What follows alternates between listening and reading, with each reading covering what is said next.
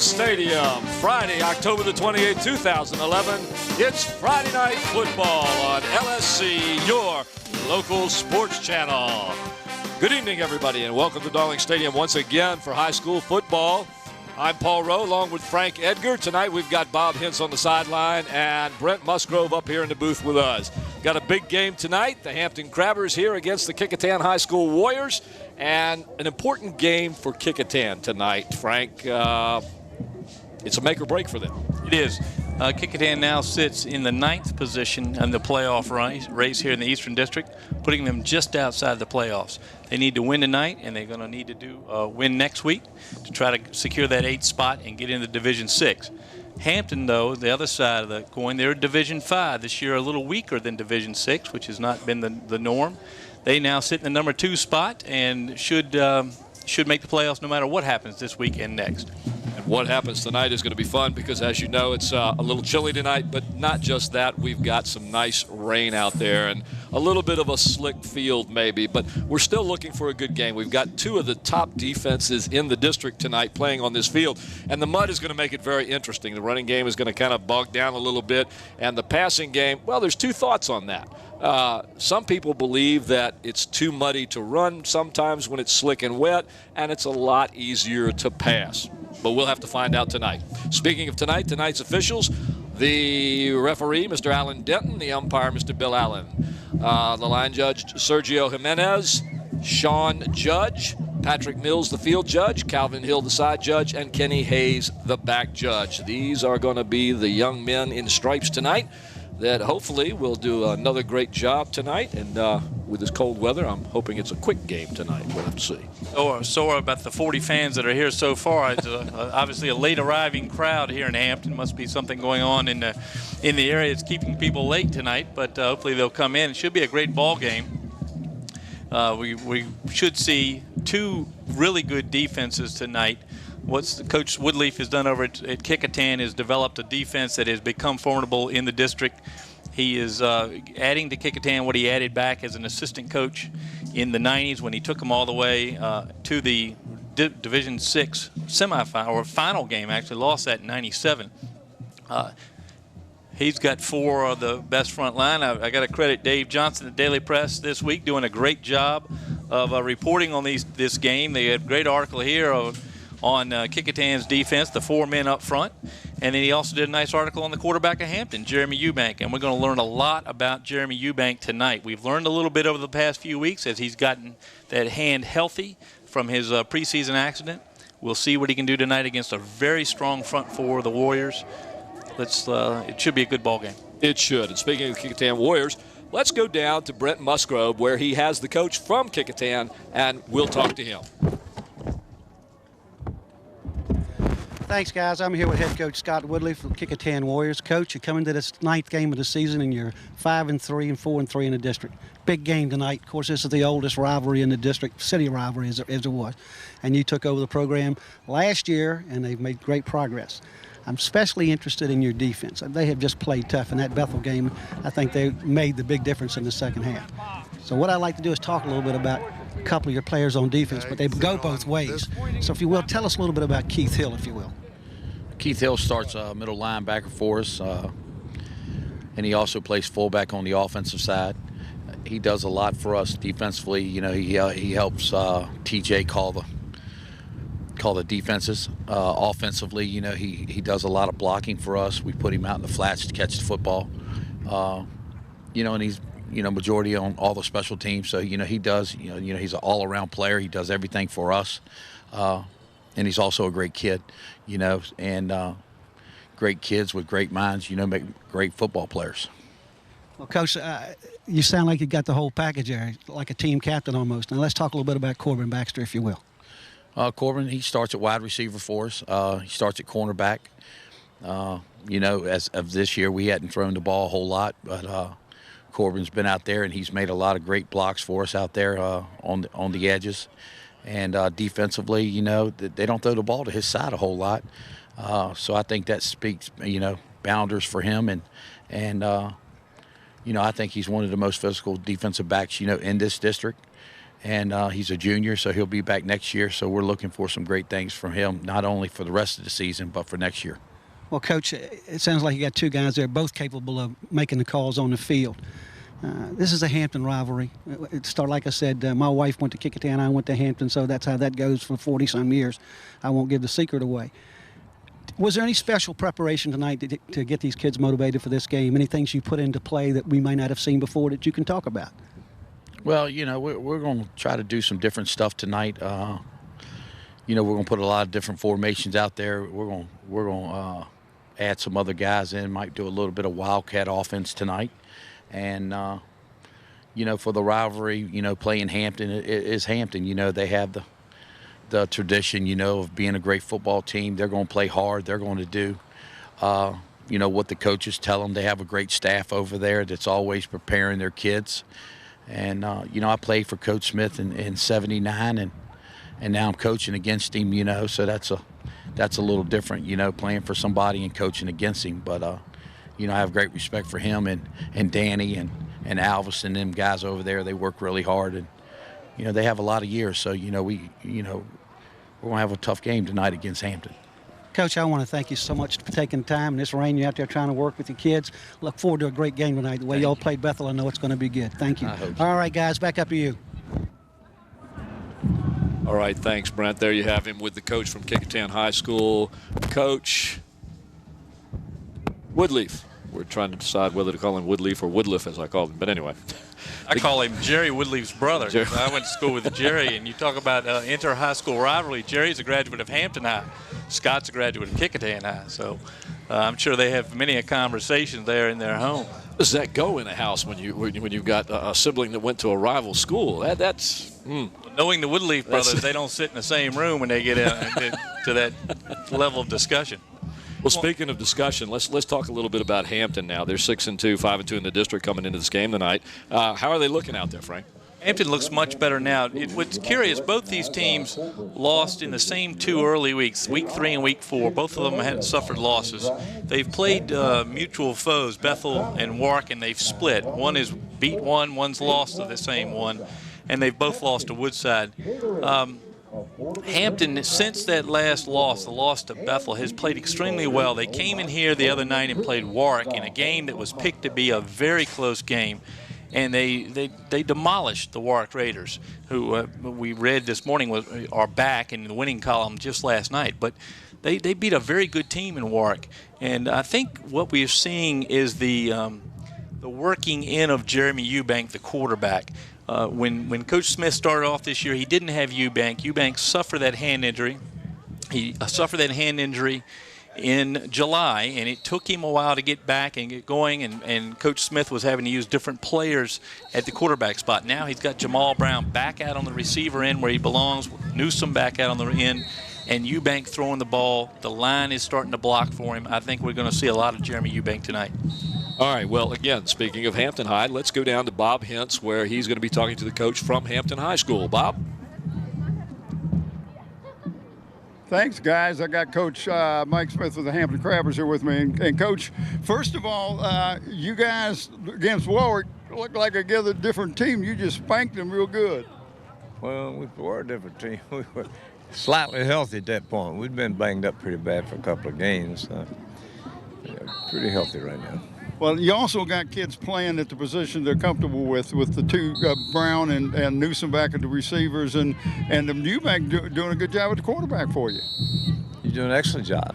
He's he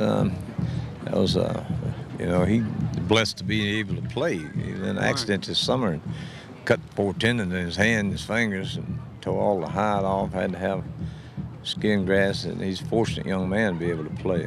He's a good kid, works hard. Talk to me a little bit about Kecoughtan Bellamy. Young man that plays both sides of the ball and really works hard. Kecoughtan is a good leader. I mean, he's just a great leader and a tough kid. He plays offense and defense, but, he didn't play against Bethel. I think he went in for one play, played very little against Woodside. He was banged up, too. He got hurt in the Norton game early in the first quarter. Wow. And played the rest of the game, but he had an ankle injury with a kind of a capsule ligament type of thing, and so it sidetracked him.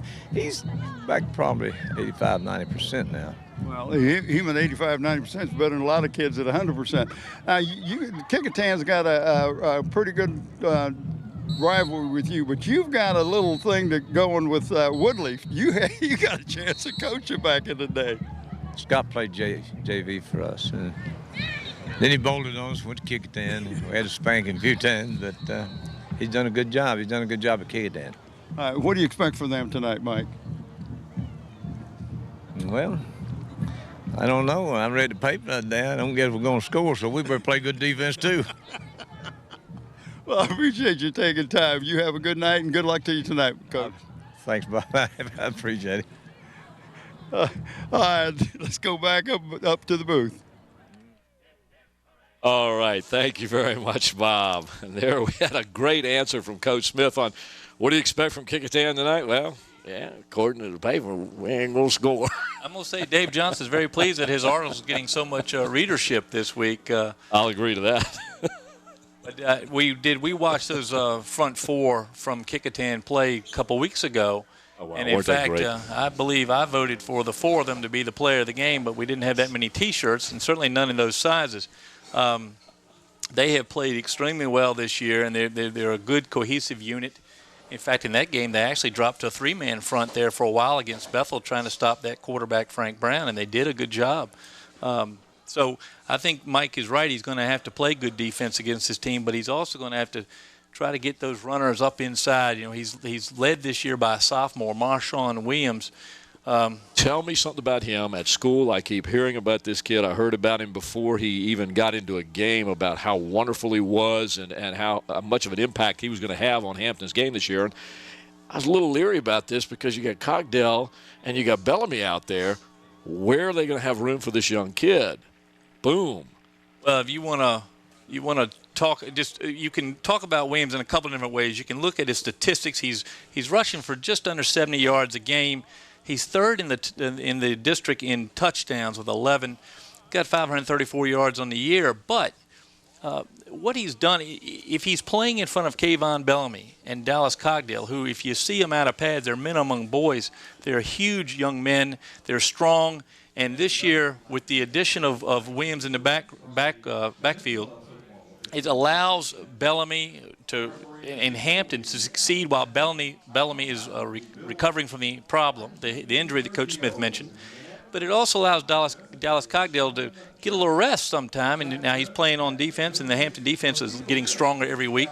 Right. And I think that a lot is attributed to the fact that they have a running back that can get in there and get so many yards as Williams. And Williams had 5 touchdowns last week, so let's not forget that. Is he a big kid? He's just a sophomore, like you said, but is he a big kid or a small guy? What are we looking for here? He's a tall kid. He's a little over 6 feet tall, a little thinner than Cogdell, and certainly not as muscular as the two older guys, Bellamy and Cogdell, but a very strong runner. You're going to see two contrasting runners tonight for these two teams. You'll see Williams, who runs upright more than the other two on the Crabber team, but he's a stronger runner, keeps his arms in a little tighter, harder to tackle.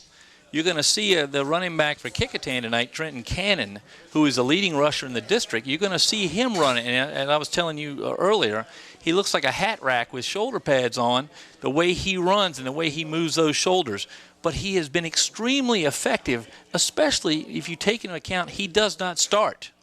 He does not start and comes in behind Adrian Pope, and yet he's leading the Peninsula District in rushing. So, and his height and weight here listed on the sheet is 5'10", 125. You wouldn't expect anybody to get any kind of yardage with that. And obviously weighed him with his shoes on. And yeah. Now but he is young, and he will put on weight. Right now, he's quick as lightning, and he will be hard to bring down. And I think both running backs, Williams and Cannon, will have big nights tonight, especially if we get rain. Well, we're getting the rain right now, and then the rest of it we'll have to see. But I'm looking forward to that game tonight, I can tell you that. All right, let's do a wrap-up with Brent Musgrove and Bob Hintz as they take things to the different level down there and let us know their feelings about this game tonight. Well, Bob, you've had a chance to talk to Mike, and I've had a chance to talk to Coach Woodliff. We've talked about these games for years, and you always ended up within the trenches. But I think we got a good rivalry tonight because the way these teams have built over this season. They've got progressively better every game. Well, they really have, Brent. But, this field, I walked out on the field, and this rain has not affected the field at all. The only effect it's going to have on is perhaps the passer and the receiver if their hands are wet. But that should be no problem. There's not enough wind to make any difference in it. But what coming into this, which makes it nice for Hampton, is when I was talking to Mike, and he explained to me he had some guys really beat up in the loss to Woodside and the loss to Bethel, and now they're healthier. They're comfortable. They're now back at the positions. He doesn't have Brown or Newsom playing quarterback. They're back at receiver. And this kid, Jeremy Eubanks, just blew my mind because the doctors didn't think he'd even play at all. And when he walked into the doctor's office and was able to squeeze his hand shut, wow. Well, I think from what, like you said, from the Woodside game and Bethel game, it's a completely different team. You said earlier, they've got players back in positions that they're used to playing and got experience at. And we know Mike Smith's going to bring a team that hits hard. And you got Kecoughtan here that's all of a sudden they're bringing around the same kind of defense. If you saw that Bethel game, their front four pretty much took over the second half and shut Bethel down. They scored, but they did what they had to do to eat time. Now, to talk about what we think is going to happen, I think Kecoughtan's going to have to put pressure on Eubank. Yeah. They've got on paper, they've got the better passing game, and he's a good passer. Kecoughtan hasn't shown a whole lot of success so far with the air game. And so if that trend stays true tonight, it's going to be on the ground, and it's going to allow Hampton to come up and really tighten up that line. Right. And Hampton's defense feeds off their offense. So when their offense is clicking, as they did against Warwick, their defense just steps up, and they're not going to let Warwick. They don't let Warwick do anything. And that's what they're going to try to do and shut down the Kecoughtan offense. And you and I saw Kecoughtan after they scored 20 points against Bethel. They had very few they were like 40 yards max in the second half and one or two first downs. So having said that, we might see a few surprises tonight. If you listen to Coach Woodliff, he's got some tremendous athletes over there. Hasn't had them all on the field at the same time sometimes. So having said that, why don't you sum this whole thing up with the last question? Well, the last thing, of course, is the trenches, and you mentioned it early. But the guy the team that controls the line of scrimmage, especially when it's like this. But one thing that I like about Jeremy Eubanks is he puts the ball where the receiver can catch it. In one of the games, the receiver slipped, and the ball was where he should have been. And this is the kind of quarterback that the receivers love. So it's going to be a great game tonight. So what you're telling me is if the receivers can get to their spots, that's where he's going to put the ball. Well, Bob, I think we've covered it pretty much, and thanks for the fun we've had this week putting this together. All right, guys, we'll send it right back up to you.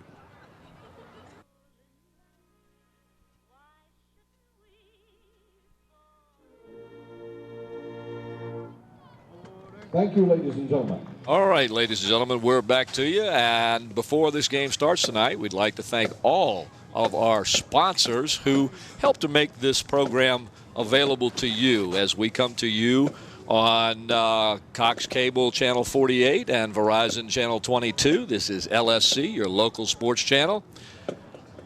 Oh, that's right. I'm sorry. We're on 23 in Verizon now, not 22 anymore. We're on 23. We got to add one on there. But we'd like to thank all those corporate sponsors who do make this program available to you, and you can watch it on those channels. You can also watch it on the internet, and that's one of the unique things about LSC. We are on the internet. You can go to the City of Hampton School System site, click on the WHCS on the right-hand side of the screen. It'll take you to the WHCS page where you can click on LSC. It also is on the right-hand side in black and white, and then you'll watch us. And watching us is available because of the sponsors, and here are tonight's sponsors. Today's game is sponsored by the Grey Goose Restaurant, located on West Queens Way in Hampton. Enjoy the wide selection of breakfast and lunch dishes, sure to please your appetite. Follow the Grey Goose Restaurant on Facebook, the restaurant that's also a bakery. Coliseum Central. Coliseum Central is located right in the heart of Hampton Roads, between Armistead Avenue and Interstate 64. You can take care of all your shopping, dining, entertainment, medical, and business needs right here. Who will represent you? Hampton athletes use Made Men Management because it's the best sports agency in the best area for sports. Rico's Pizza, located at 55 West Mercury Boulevard in the Langley Square Shopping Center. Rico's Pizza is sure to hit the spot after the game. Call 723-6850 today to place your order. Tidewater Team Sports, located at 11839B Cannon Boulevard in the Oyster Point section of Newport News. Tidewater Team Sports is your one-stop sports headquarters for screen printing, embroidery, uniforms, and apparel. Call 594-0411 and talk to David Chubb or Terry McNamara. Sponsored in part by attorneys at Kaufman & Knowles, with offices in Hampton on Cunningham Drive across from Peninsula Town Center and in Newport News at City Center. Kaufman & Knowles. We can and we will. Park Lawn Wood Funeral Home, located at 2552 North Armistead Avenue. The funeral director is Vernon Kruger. Beach Hardware, located at 1951 East Pembroke Avenue in the Buckrow Shopping Center. Beach Hardware is your friendly local hardware store with everything you need to maintain your home inside and out. Eric Thompson Realtor. Contact Eric to buy or sell a home or property. Give Eric a call at 685-3127 or email him at eric@findhrhomes.com.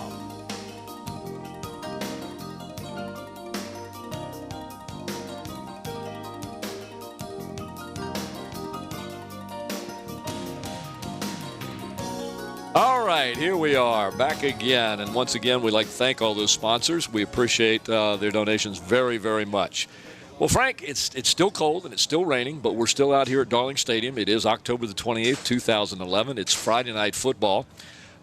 We've talked about the players. We've talked about the different teams.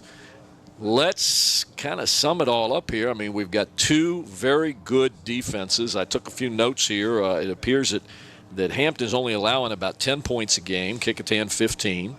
Hampton's allowing approximately 162 total yards, and Kecoughtan 202. And like you said, we saw this Kecoughtan defense last week, and they just astounded me. They were amazing what they did. Offensively, Hampton's cracking at a 33.5, 34 point per game. Kecoughtan only about 19 or 20. I say only 19 or 20, but when you look at the 30 that Hampton gets, that's quite a big difference there. What do we expect? Do we expect that defensive struggle tonight?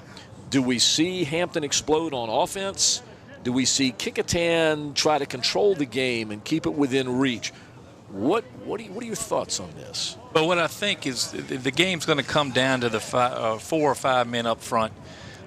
If Hampton's line, anchored by Dante Wilson there at the center, if Wilson can have his way with the front four of Kecoughtan, then I think you'll see the Hampton High that destroyed the Warwick Raiders the other night on this field. The line is really important. In the two losses where we watched Hampton, it was the line where they got beat. And so if they can control the 4 big men for Kecoughtan, then Hampton may have its way tonight. On the other end of things, Scott Woodleaf is a creative, aggressive, tenacious coach. He was a creative, aggressive, tenacious player. And what he has brought to this Kecoughtan program is that tenacity, that aggressiveness. And don't think for a minute he doesn't have something up his sleeve to try to I'm not necessarily a trick play, but some different formations, some different looks that he's going to try to give his old coach and capitalize on that. I think the team that gets up and gets out in front early tonight is obviously at an advantage, especially if the weather continues to deteriorate. But again, I think this game is won or lost on the lines. If you let Williams and Cogdill and Bellamy get loose for the Crabbers, then the Warriors are in trouble. So you feel that Hampton tonight will probably stay with its running game? I think if they're controlling the line of scrimmage, we're going to see a lot of those 3 young men. If they're having trouble with the line, if they can't move those guys off, and I'm talking about the big 4, Sargent and Ricks and Hollis, and the other young man is Devin Claiborne. Those 4, Claiborne, Hollis, Sargent, and Ricks, if they can be moved off their spot, you're going to see a lot of rushing. Now, there's some pretty big boys, though, now. They're big and they're fast, as we saw against Bethel. But if Hampton is able to move them, they'll run. If they can't move them and they can hold them up, you're going to see Eubank throw. And unless the rain gets worse, it looks like it's tapered off a great deal now. I think if they're able at least to slow up that rush, then Eubank will have some good chances to pick apart the defense. And you got to remember who Hampton has out in the corners. This Jamal Yes. Brown is a D1 receiver. Newsom's no slouch. And the two of them are very quick. They run great routes. Watch Brown. If you young receivers watching at home, watch how you run a route in high school. Brown will show you. And if those guys can get loose, the Crabbers should have their way. Now, I'm not counting out Kecoughtan. I'm not counting out the fact that they have to win this game. And don't think Coach Woodleaf has instilled that in his players this week. I'm sure they've had lots of conversations about playing this game tonight. And I'm sure that they're going to be up as they were against Bethel. And they're going to come in here and give the Crabbers a good ball game. I think it's going to be a terrific ball game. I'm sorry there's not a bigger crowd here tonight. Hopefully, again, it's just late arriving. But you're going to see some really talented young men on the field tonight and two good coaches. I'm looking forward to it. I haven't seen Hampton play this year. They've got a fantastic running game with the young kid, Marshawn Williams, adding to the other two. To me, that's just an extra push right there. That's a godsend to some people. And their passing is not bad. Like you said, this Eubanks kid's passed for a little over 800 yards, I believe. Has about 9 or 10 touchdowns somewhere around there, maybe a little less. But with 800 yards, that is a passing game. If you look at Kecoughtan, they run, and they run. Well, they're very effective with it. Extremely. In fact, the leading rusher, as you said earlier, doesn't even start. That's right. But they run because they have a very young quarterback, a guy named Nick Carrera, the freshman. And I think he's done a great job to come in here as a 9th grader and play at this level. And you can talk about whether the Peninsula District is up or down this year, but it's the Peninsula District. There's some great players in this league, and to start as a freshman is quite an honor. And the young man has done a good job. He has completed 20 of 61 passes, 33%. He's last in the Peninsula District. That sounds bad, but what you don't see on the paper is what he does when he's not passing. And the passing game will come to the young Nick Carrera. Right now, he's focused on handing the ball to Adrian Pope and to Trenton Cannon. And you got to remember, Pope's a senior.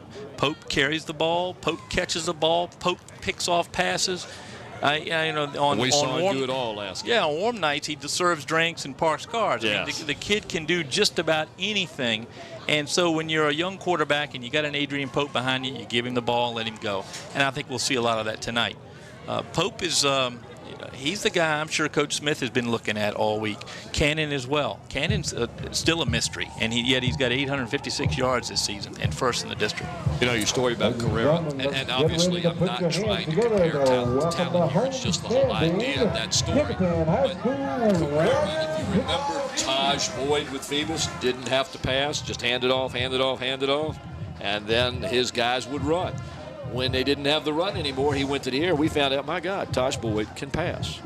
And speaking of passing, let me pass this one down to the old man down on the field, our man, Bob Hintz. All right, guys, can you hear me up there? I just want to let you know, when I was talking to the coaches, Nick Carrera, when he was in the rec league, did not play quarterback. He was a receiver. So now you got a young man who is also a good athlete, because he played receiver, but then the coach put him in the spot of being a quarterback. I thought he's done an excellent job as a first-year starter as a 9th grader and playing a position he's not comfortable with. That's what Frank was just saying. He's done a real good job. They're not putting a lot of pressure on him to pass. They've got a super running game, a good O-line with good experience to open up some holes. All he has to do is make sure that he controls the ball and doesn't make the turnovers. If they need that short pass, he can throw it. He's got some good hands out there. Let's go down on the field right now and watch and see who's going to end up kicking and who ends up receiving as we go down to Alan Denton, the umpire.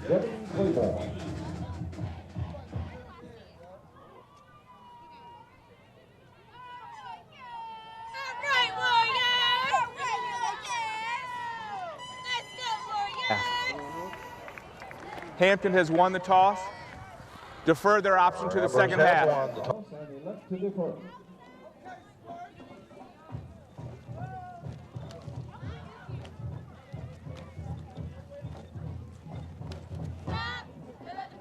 I'm going to guess here that To start the ball game, Kecoughtan will receive. All right, guys.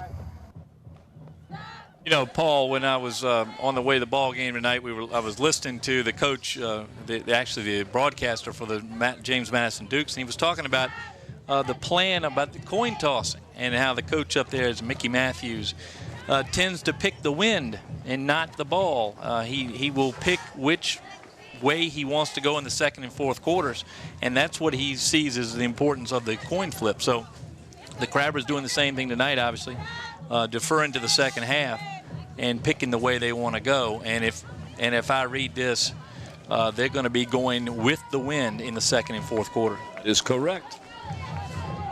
All right, tonight's game is about to start, so let's take a look at the starting lineups as we begin this game. For Kecoughtan, up front at tackle, Devin Claiborne. Guard, Samir Sargent. The centers, Chris Ring. The guard, James Hollis. And the other tackle, John McNulty White. At receiver, number 10, Corbin Baxter. Number 12, Eric Palmer. And number 11, Terrence Ricks. In the backfield, the quarterback, of course, Nick Carrera. Keith Hill at running back. And Adrian Pope, the tailback. And we've got a short kickoff here. Looks like the Warriors' number 11, Terrence Ricks, just kind of called for some sort of a fair catch or something on that. And it looks like the Warriors are going to take the ball around the 32, 33-yard line, where it'll be 1st and 10 as we start this game. It is October the 28th, 2011. You're at Darling Stadium, and you're watching this on LSC, your local sports channel. Looks like you have Adrian Pope back there at the quarterback spot. Well, here we talk about Carrera, and now we have Pope there. Pope underneath center. He'll hand it off to the first back through. That looks like it's going to be, and I'll get the number here for you in just a moment. Looks like number 3. I believe that's Keith Hill. Is that correct? That is Keith Hill. That is Keith Hill. Keith Hill plays the fullback spot most of the time, and very strong runner up in the inside.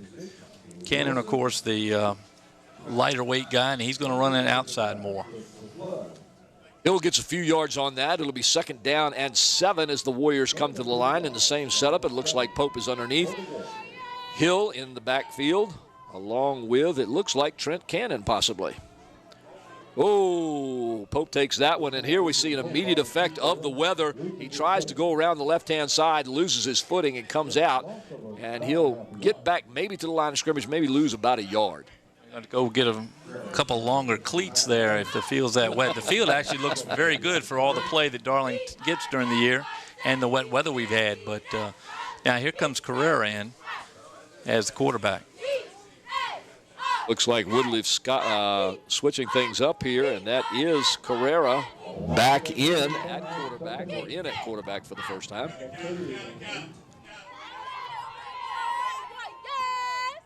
Hands off to Trent Cannon. He goes toward the right side, bumps off the tackle, hits the outside. He's going to be very close to the first down, Frank. You see the speed of Trent Cannon as he gets the corner that time. That's the right front side of the line for Kecoughtan. Gave him a little bit of space, and he is very quick on the outside. He is got extremely a first down. quick. It'll be 1st and 10 now for the Warriors. The ball resting on the Warrior 44-yard line as they come to the line of scrimmage. Once again, Carrera still in there, backed up by Hill and Cannon.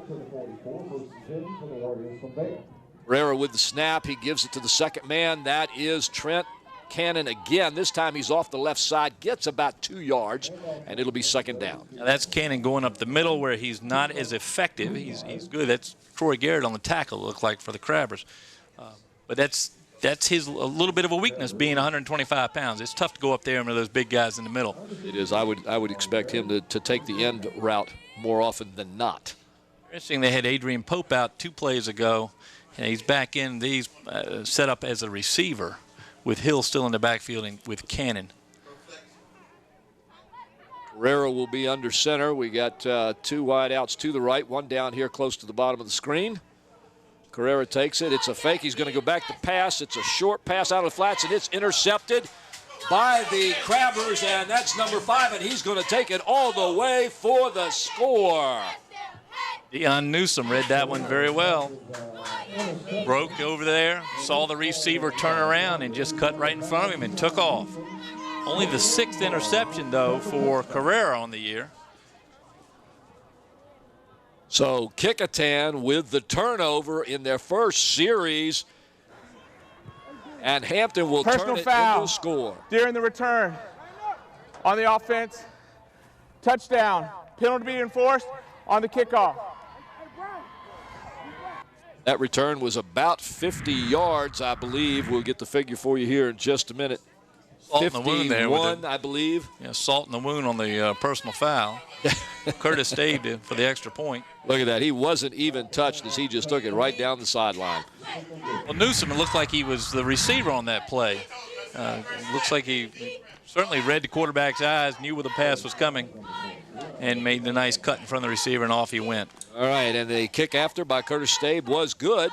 So the Hampton Crabbers, with 9:29 left in the first quarter, have taken the lead 7-0. And that's one of the things we talked about, Frank, was somebody jumping out real quickly and gaining a command in this game. And this was the defense, of course, that had that turnover and made the big play. Not exactly the start that Scott Woodleaf wanted for his program tonight. So let's see if he can get his guys back up. They're going to be backed up by penalty yardage here on the kickoff. There you see Adrian Pope. He's back to about the 5-yard line to await the kickoff.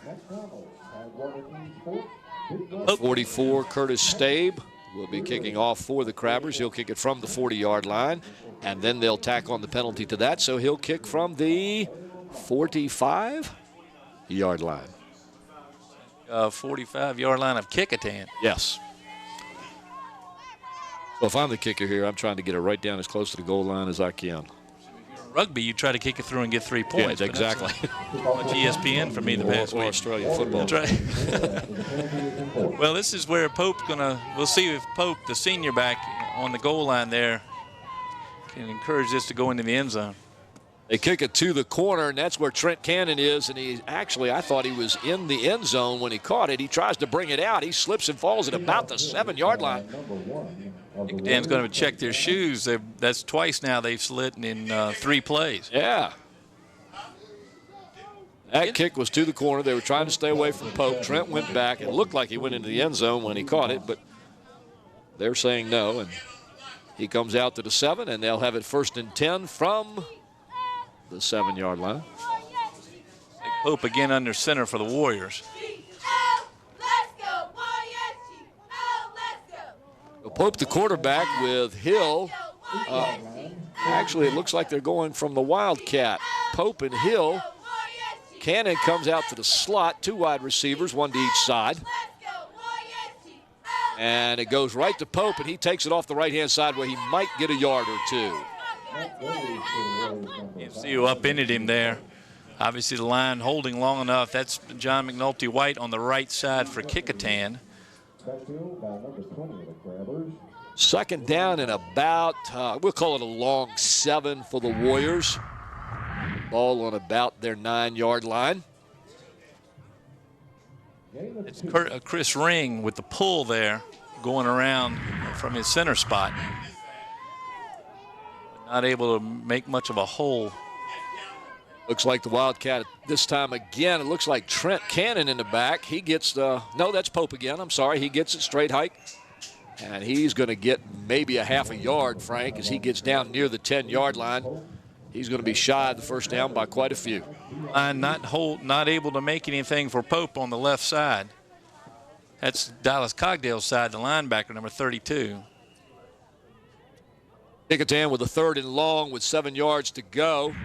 They've been running out of a Wildcat here with Pope taking the direct snap, trying to find some yardage in the line. Played by Newsom there to wrap him up. That was a good play to stop him there.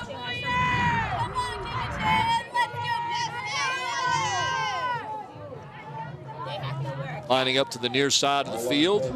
Once again from the Wildcat formation, Pope in the backfield along with Hill. They got a wide out to the right, one down near the near sideline.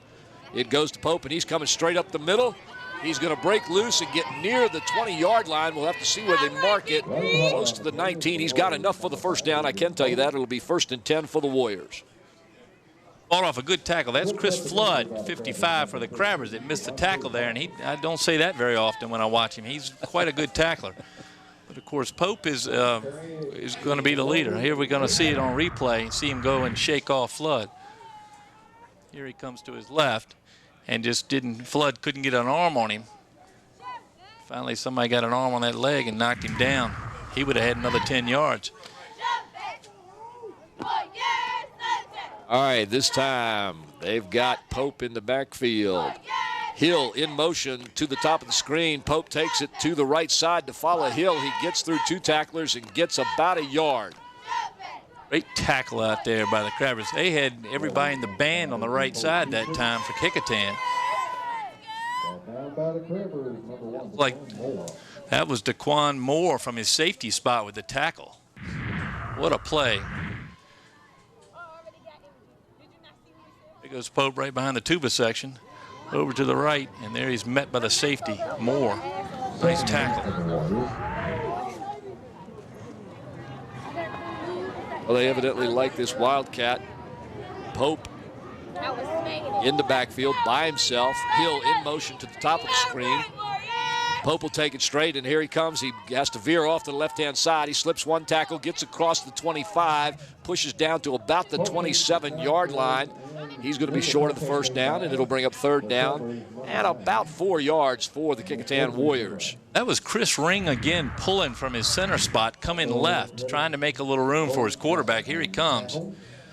Not able to get, he took 1 guy down. That's all Adrian Pope right there. Player of a game last time we were here. Looks like Trent Cannon going back into the game as he comes into the huddle. And we'll see if Woodliff and the Warriors stick with this Wildcat that they've been going with. You talked about a little bit of a wrinkle, and it looks like we're seeing it here. There is no quarterback. It looks like, that looks like Cannon back there, and it is. He fakes it and cuts off the left out. Good spin at the 30, and he picks up another yard as he gets to the 32. He's going to have the first down depending on where they place it, but I think it's close enough. That carousel move got him the first down. That was pretty, what a nice pirouette there. That's what he does. I mean, he's all shoulders and puts his legs together. He looks like a T, but watch him spin right here. Look at that. That's just quickness, good balance. Nice tackle again by Moore there on his leg. And he's not much there. I mean, 5'10", 125. There's nothing much to grab, so he can get some going there. Staying with the Wildcat, Pope in the back. 2 wide outs to the top of the screen, 1 to the bottom. Hill in motion. Pope takes it straight up, veers off to his right, can't get anywhere. The Crabbers are there to stop him. He might get a half a yard to a yard. Kecoughtan went back to the balanced line that time with the center and the guard and the tackles where they normally are, and didn't get much up the middle there, just a couple of yards. Yeah, they were gracious on that one. They gave him 2 yards on that. It'll bring up 2nd and 8 for the Warriors. Ball on the 34-yard line. Pope coming off here. See if they go with Trent Cannon out of that Wildcat again. Woodleaf has this little Wildcat up his sleeve, showing something different. And there it is. Cannon, well, they got Cannon and Hill side by side in the backfield. 2 receivers up to the top of the screen to the far side, 1 to the bottom. Cannon gets it. He just takes off to the right-hand side and is stopped cold. Dead cold by that Crabber defense. Nothing there up the middle for Cannon that time. His strength is really going around the corner. And he's got to get there first. Right. 3rd down, and it'll be a long 6 for the Kecoughtan Warriors as Pope gets ready to come and trots back onto the field. There you see the sideline for the Kecoughtan Warriors. You've got 4 minutes left in the first quarter here at Darling Stadium. October the 28th, a cold and was somewhat rainy. It's settled down a little bit now. Warriors coming out of the huddle. We'll see how they line up again. It's going to be fun just watching how they line up tonight, Frank. Yeah, now they're in the balanced line again. Center's James Hollis tonight. They've moved Ring to left guard. We've seen him a lot. Pope gets it, hands off to Cannon, and he is met quickly, very quickly by the Crabbers number, and I couldn't catch that number there, Frank. I apologize. Didn't see it. I'm going to say 74. No, 75. Yeah, 75. That's a. Thought it was Joe Mel Red, but had a number change on our lineup card. Whoever it was had a nice tackle. Who was it? We did get that change on that. Have you got that right over there? 75.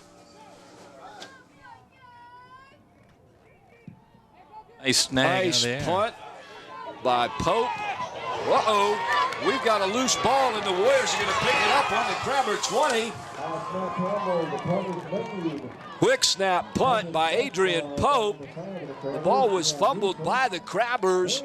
The Warriors, Johnny on the spot, grabbed that ball, and they now have it deep in Crabber territory, and it'll be 1st and 10 for the Warriors at about the 21-yard line with 2 minutes and 56 seconds left in the first quarter. That was Terrence on the spot. Terrence Ricks made the recovery there. Big number 11. Here's a replay. You'll see Newsom just misplays the ball. Gets past him. Bounces off his thigh guard and right in the hands of Ricks. Pope gets it, a quick shovel pass to Trent Cannon on the right-hand side. Dangerous little shovel pass, and Cannon's going to pick up about 2 or 3 yards. Warriors trying to take advantage of this turnover. 2 turnovers in the game, one by the Warriors that resulted in a Crabber touchdown, an interception, a pick 6. And then the punt by Pope that was mishandled by Newsom, and the Warriors now at about the 18-yard line, 2nd down.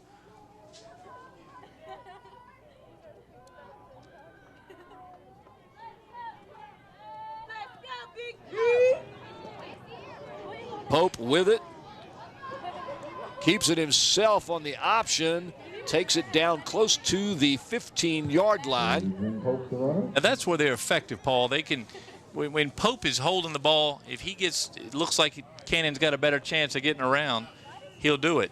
But that time he kept it himself, picked up about 3 yards up the hole he thought he saw. The Crabbers are closing very quickly tonight. Well, they're a fast defense, as you said earlier. Right. The thing that bothered me about Pope on that one was he was holding the ball out in front of him. Right. And as quick as Hampton is, you don't want to do that. They can get in there and take that ball from you. 42 remaining in the first quarter.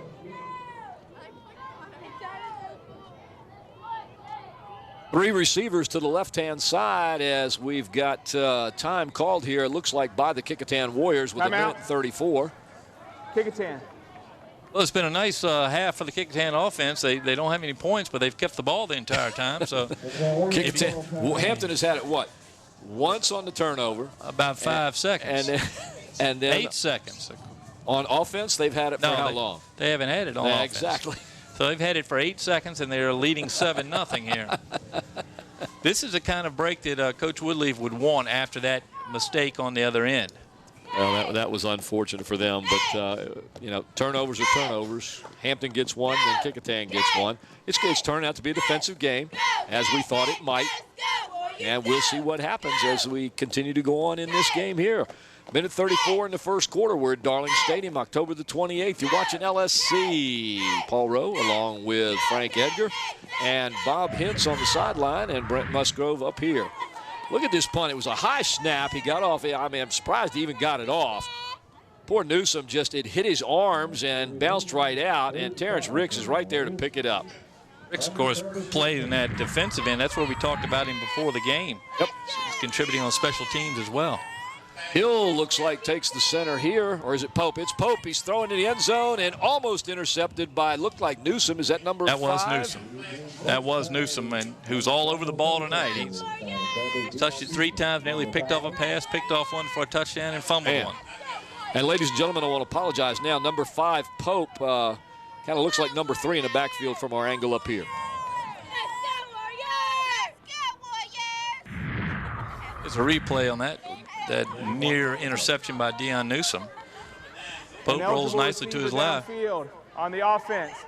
Penalty is declined. The athleticism of Newsom is very impressive. Getting up in the air like that and stepping in front of that pass. There was a penalty on the Warriors. It was declined by the Crabbers. That'll make it 4th down. And it looks like is that Robert Kirby, number 4? It is Kirby. Yep, yeah. Kirby is in for the field goal. They'll set it up at about the 24-yard line. It'll be a 34-yard field goal attempt by Kirby. Here's the center. The kick is up. It's a line shot, rocket, but it looks like it's a little wide to the left. Well, that's close. That was a chance for Kecoughtan to level this game, and it's unfortunate they don't come away with at least 3 there. Now, it's going to be tricky with the rain we've had and the wet ground. The centers, the holders, and the kickers are going to be as affected as the quarterbacks and the running backs. Good snap, good hold. Just a line drive kick off to the left a hair. I think he didn't get the good footing that he wanted. Kirby, a soccer player, looks for that plant. Didn't quite get it there, and the kick was low. Of course, if that had been a soccer kick, it would have been a nice drive into the net. But it wasn't. So with 1 minute, 24 seconds left in the first quarter, the score, Hampton 7, Kecoughtan nothing. The Crabbers are going to take over, and it'll be 1st and 10 for them on the 20-yard line. And this is their first time on offense. They've had it for, as Brent Musgrove told us a little while ago, 8 seconds. Eubank at quarterback, the big, tall fella, number 10.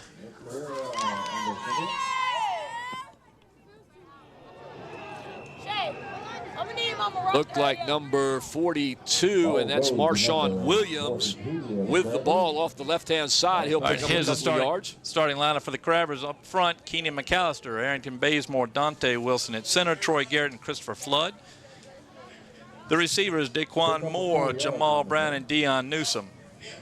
In the backfield, big Jeremy Eubank at quarterback, Kayvon Bellamy at running back, and Dallas Cogdell at fullback. And it is Cogdale and Bellamy in the backfield. Eubank under center. The hike. He gives it to the second man through, and that's number 20, Kayvon Bellamy. He gets a big hole, slants off to the left side, gets it close to the 35-yard line for the Crabbers. It'll be a first down. The Kecoughtan defense tonight looks like this. There's a big four: Terrence Ricks, Samir Sargent, James Hollis, and Devin Claiborne up front for the Warriors. At linebacker, Richie Staten, Trent Cannon, Kayshawn Lynch, and Keith Hill. And in the backfield, Adrian Pope, Corbin Baxter, and Will Wright.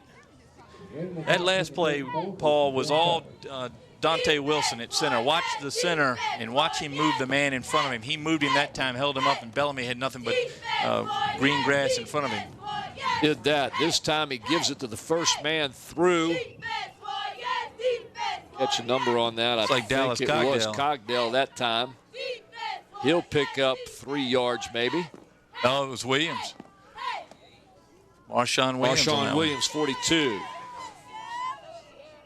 We've got 2nd down and 6 yards to go on a 4-yard gain, and that's going to be the end of the second quarter here at Darling Stadium on LSC. The Hampton High School Crabbers 7 and the Kecoughtan High School Warriors 0. Here, as we move to the second quarter, I want to mention our sponsors for today's game. Today's game sponsored by the Grey Goose Restaurant, located on West Queensway in Hampton. Breakfast menu items include their famous toasted buttermilk biscuits, and for lunch, try their new smoked turkey panini. Follow the Grey Goose Restaurant on Facebook, the restaurant that is also a bakery. Today's game is also sponsored by Rico's Pizza, located at 55 West Mercury Boulevard in Langley Square Shopping Center. Stop in after the game and pick up a pizza or one of their many menu items. Rico's Pizza is sure to hit the spot after you watch your hometown teams go head-to-head. Tonight's game is sponsored by Coliseum Central. Coliseum Central is located right in the heart of Hampton Roads between Armstead Avenue and Interstate 64. You can take care of all your shopping, dining, entertainment, medical, and business needs right here at Coliseum Central. Also, thanks to our sponsor, Made Men Management. Hampton athletes use Made Men Management because it's the best sports agency in the best area for sports. Former football player Justin Russell, a certified sports agent, giving you full-service sports management experience. And here we start the second quarter, 7-0 Crabbers. Eubank under center.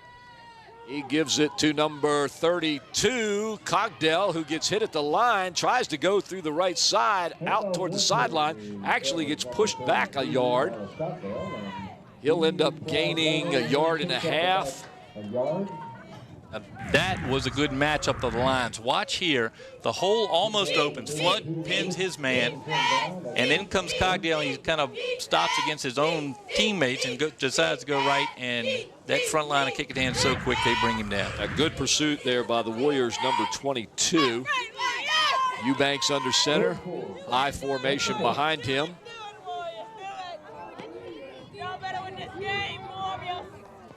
Eubanks up. Looks like he's going to call timeout. He saw something he didn't like, or he heard something from the sidelines. So he'll call time. Hampton. Let's mention our other sponsors as we just start the second quarter. Another sponsor for our program, Tidewater Team Sports, located at Cannon Boulevard in the Oyster Point section of Newport News. Tidewater Team Sports is your one-stop sports headquarters for screen printing, embroidery, uniforms, and apparel. Call 594-0411 and talk to Dave Chubb or Terry McNamara. Also want to mention that today's game is quarter sponsored by Beach Hardware, located at 1951 East Pembroke Avenue in Buckrow Shopping Center. Beach Hardware is your friendly local hardware store with everything you need to maintain your home inside and out, including fixing sinks in tubs that are put in houses in 1955 and needed special parts.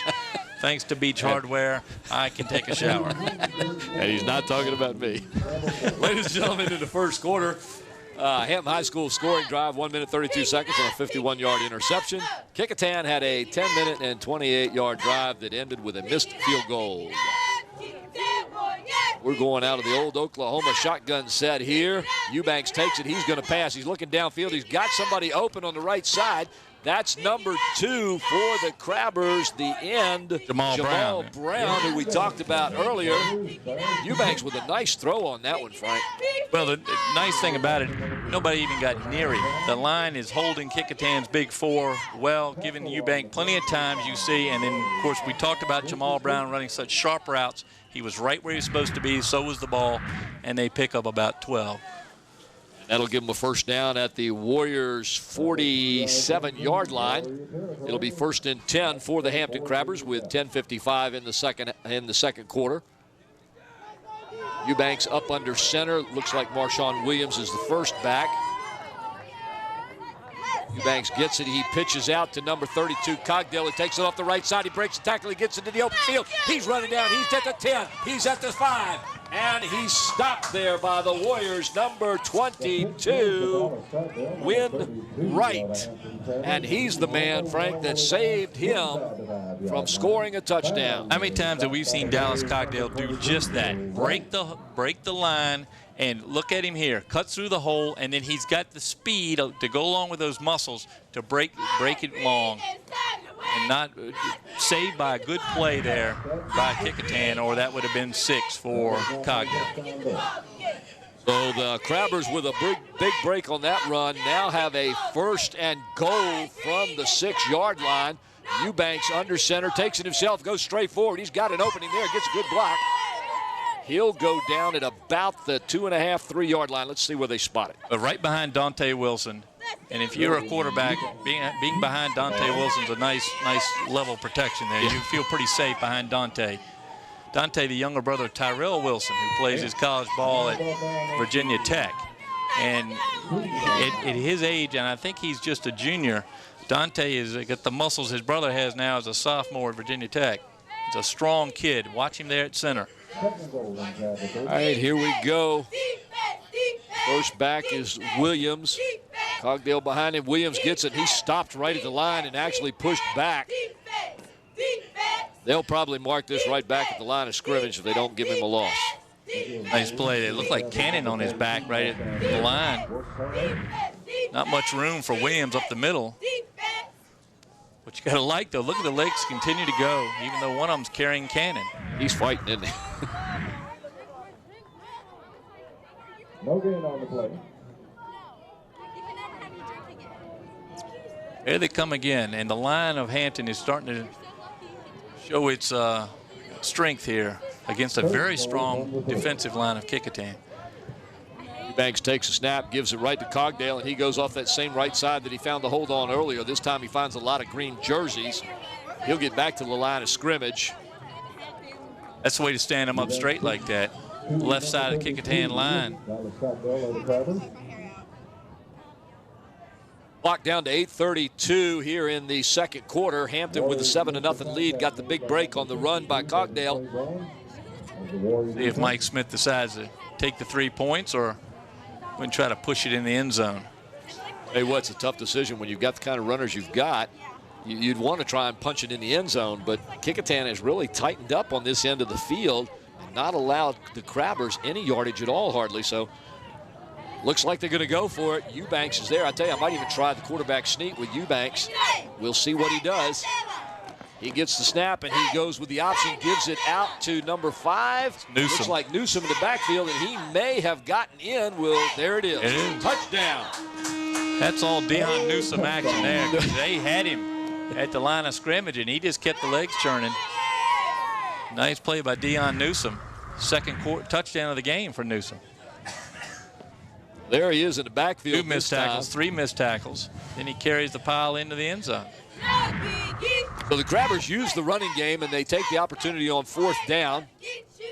They're setting up for the kick, and that is Stabe, number 44, who puts it up, and it is good. So it's 7:54 here in the second quarter. The Crabbers have marched down the field using the running game, using the clock, and getting the ball in on a run by Newsom, who basically has been all the offense for the Crabbers tonight so far. I don't know how many total plays the Crabbers run, maybe 8 so far. They've had the ball probably 5 minutes out of the first 20. But Newsom is sure showing his flash tonight. And what has been interesting on that drive really was the offensive line of the Crabbers pushing the Kecoughtan line back. And we haven't seen that in a while. The Kecoughtan line has gotten stronger as the year has gone on. The rest of this game is going to be curious to see what Scott Woodleaf does with his defense to see if he can't stop that. He's going to have to do something because he's 14 points down with quite a bit of ball game left.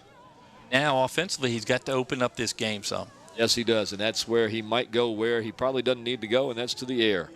Number 44, Curtis Stave, lines the ball up at the 40-yard line. Pope back deep for the Kecoughtan Warriors. Warriors are going to need some good field position here, so they're looking for a good return from Pope. Crabbers have had a tendency to keep it away from him and kick it to the side. They've got Cannon out there. This time they put it right down the middle to Pope, who takes it at about the 7-yard line. He mishandles it, drops it, picks it back up, stumbles, falls, and covers the ball at the 6-yard line.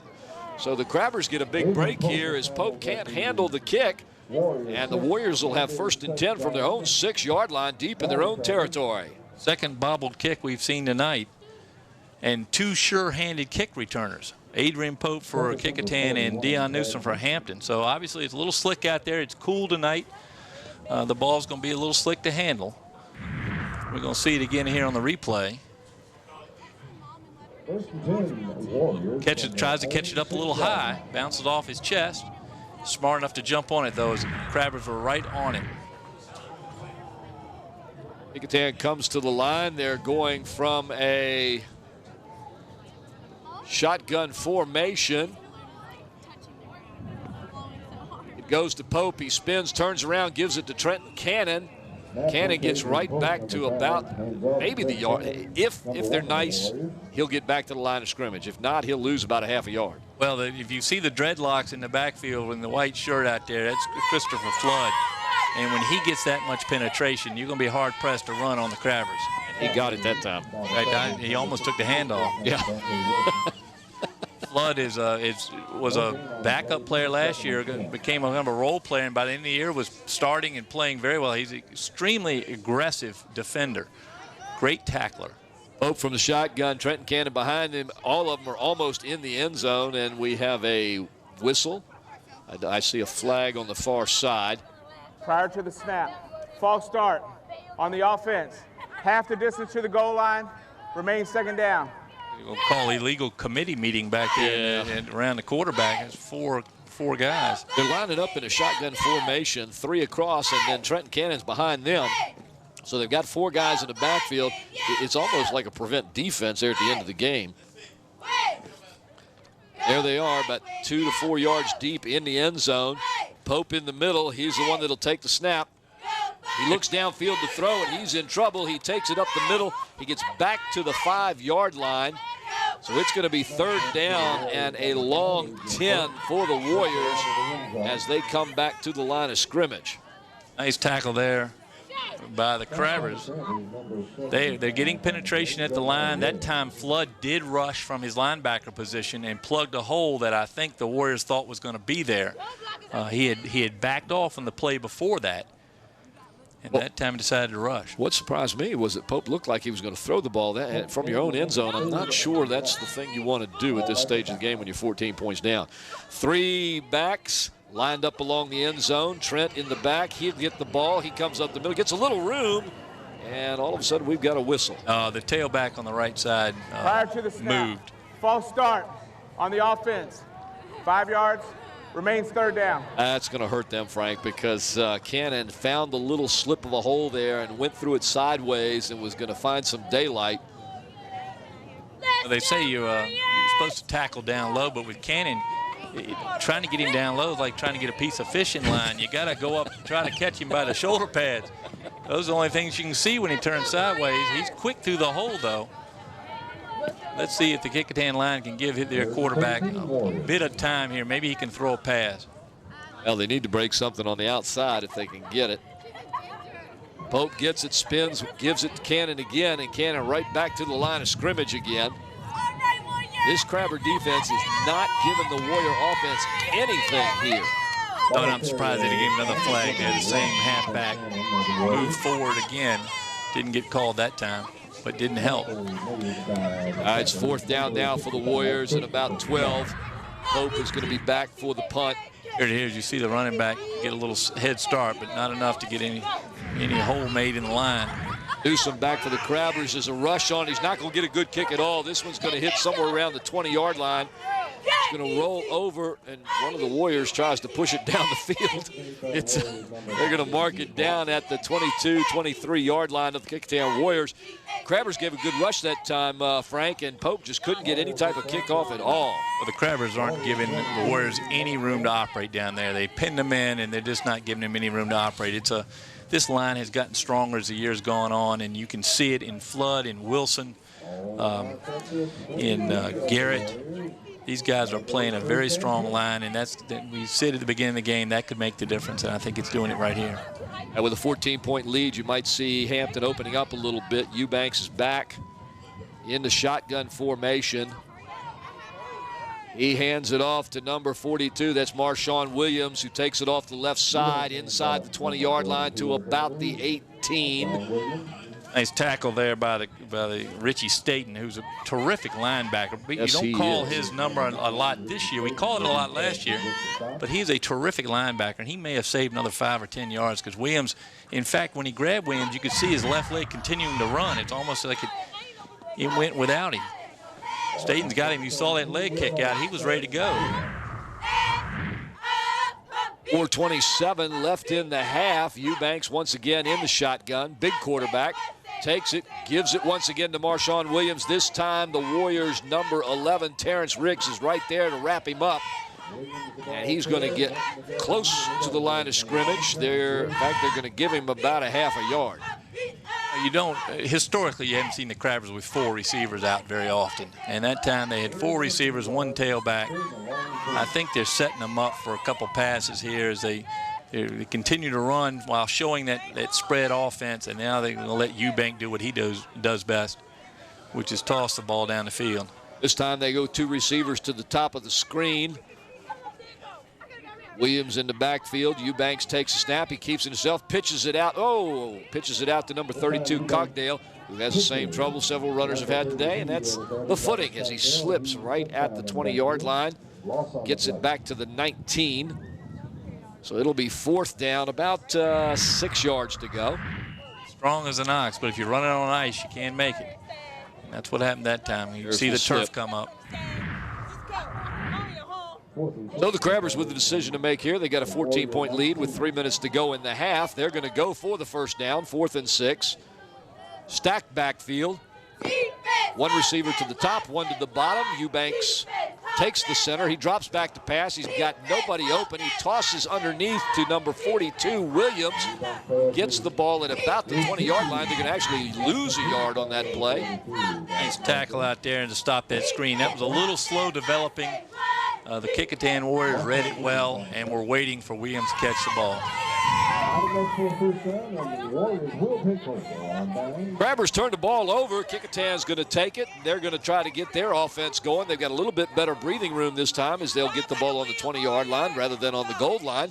They need to get things moving and get it down to the other end of the field. Their offense has moved and moved and moved, but it hasn't gone anywhere. I know that sounds kind of silly, but it's what's happening. Well, they've got 3 receivers down to this side, nobody up at the top, 1 lone back set. Looks like Pope's in the backfield.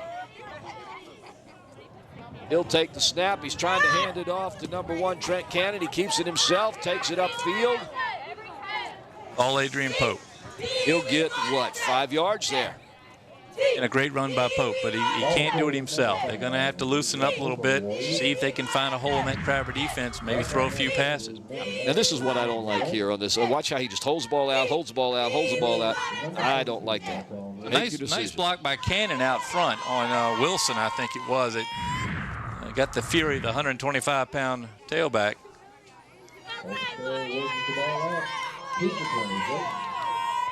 Second and 2. One wide out going way up toward the far sideline. A slot down here at this end. 3 in the backfield with Pope handling the ball. Man in motion going to the top of the screen.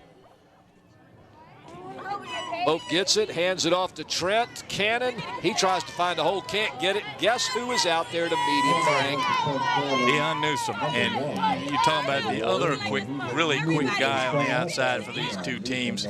Also, it looks like Daquan Moore out there. Just not enough room for Cannon to turn it upfield. Cannon is not slow, and he just couldn't get around that corner, and he'll end up taking a yard loss on that and making it third and 11. Cannon averaging 122 yards a game. Not today. All right, Warriors. Let's go, Warriors. Let's go, Warriors. Here they go with the everybody right set. Cannon coming way down here. Timeout. And we're going to have a timeout called by Kecoughtan. All right, Warriors. Trent Cannon coming in as a wide receiver this time, came all the way to the bottom of the field. Third down and long. I'm guessing they were going to pass the ball. I think it's Coach Woodleaf's going to have to show, they're going to have to pull out of his playbook a couple new plays, trying to do something different to get outside of that big front four of Hampton. Know anybody there? You know anybody there?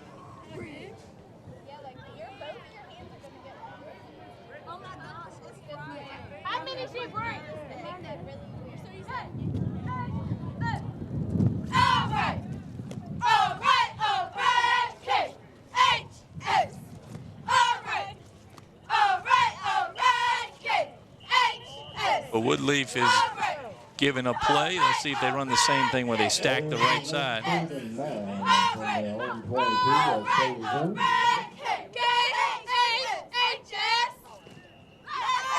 He's Samir Sargent out in what would be a tackle spot. He's got 2 to his right on the right side. Tight formation.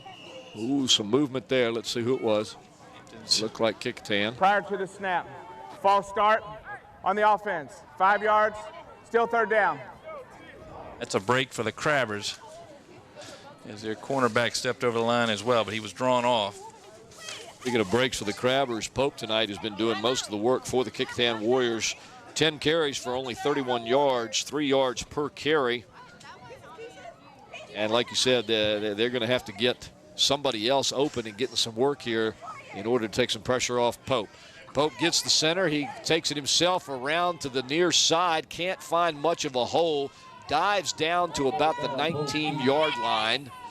Kecoughtan lining up with 4 men to the right of the center. And yet, in the Crabbers remaining their balanced defense, and yet when they start the play, there seem to be as many Crabbers in the right side as there are Warriors. That time, you see nobody's blocking anybody. No, and you see Demontre Harper for the Crabbers, number 15, keep his spot.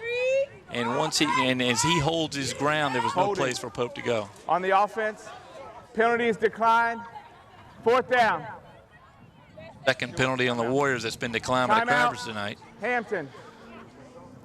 Minute 7 left in the half ball, so obviously Coach Smith thinking about how he's going to put another touchdown or a field goal on the board here before halftime. Well, the whole first quarter, with the exception of that one series, has been played in this end of the end zone. I mean, this end of the field.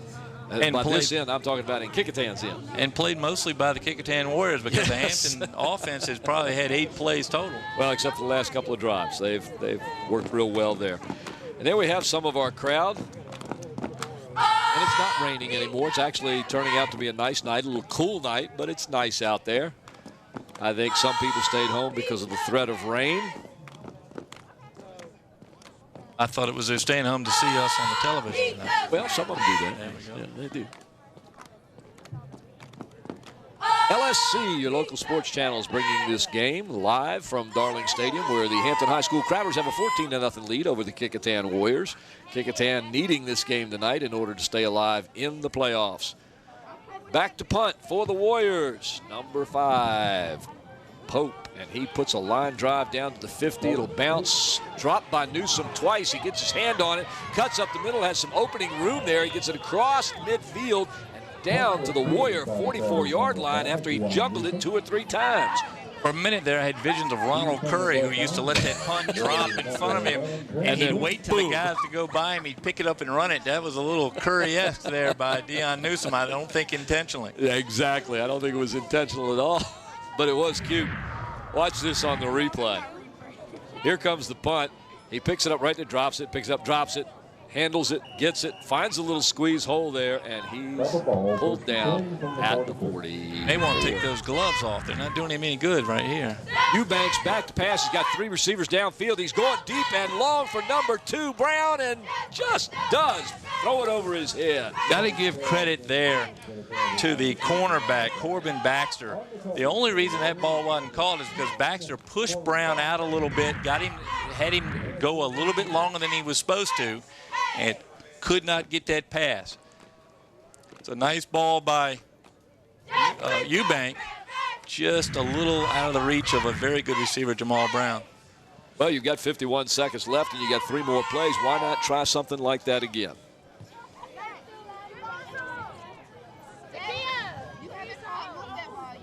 Williams in backfield with Cogdell as a receiver in the slot right. Eubanks takes the snap, hands it off to Williams, who is smothered right at the line. They'll probably mark it at the line of scrimmage. Actually lost about half a yard. Good play by the front 4 of the Warriors again. Not giving Williams any room up in the middle tonight. No, they're blocking the middle pretty good, clogging it up for anything that comes that way.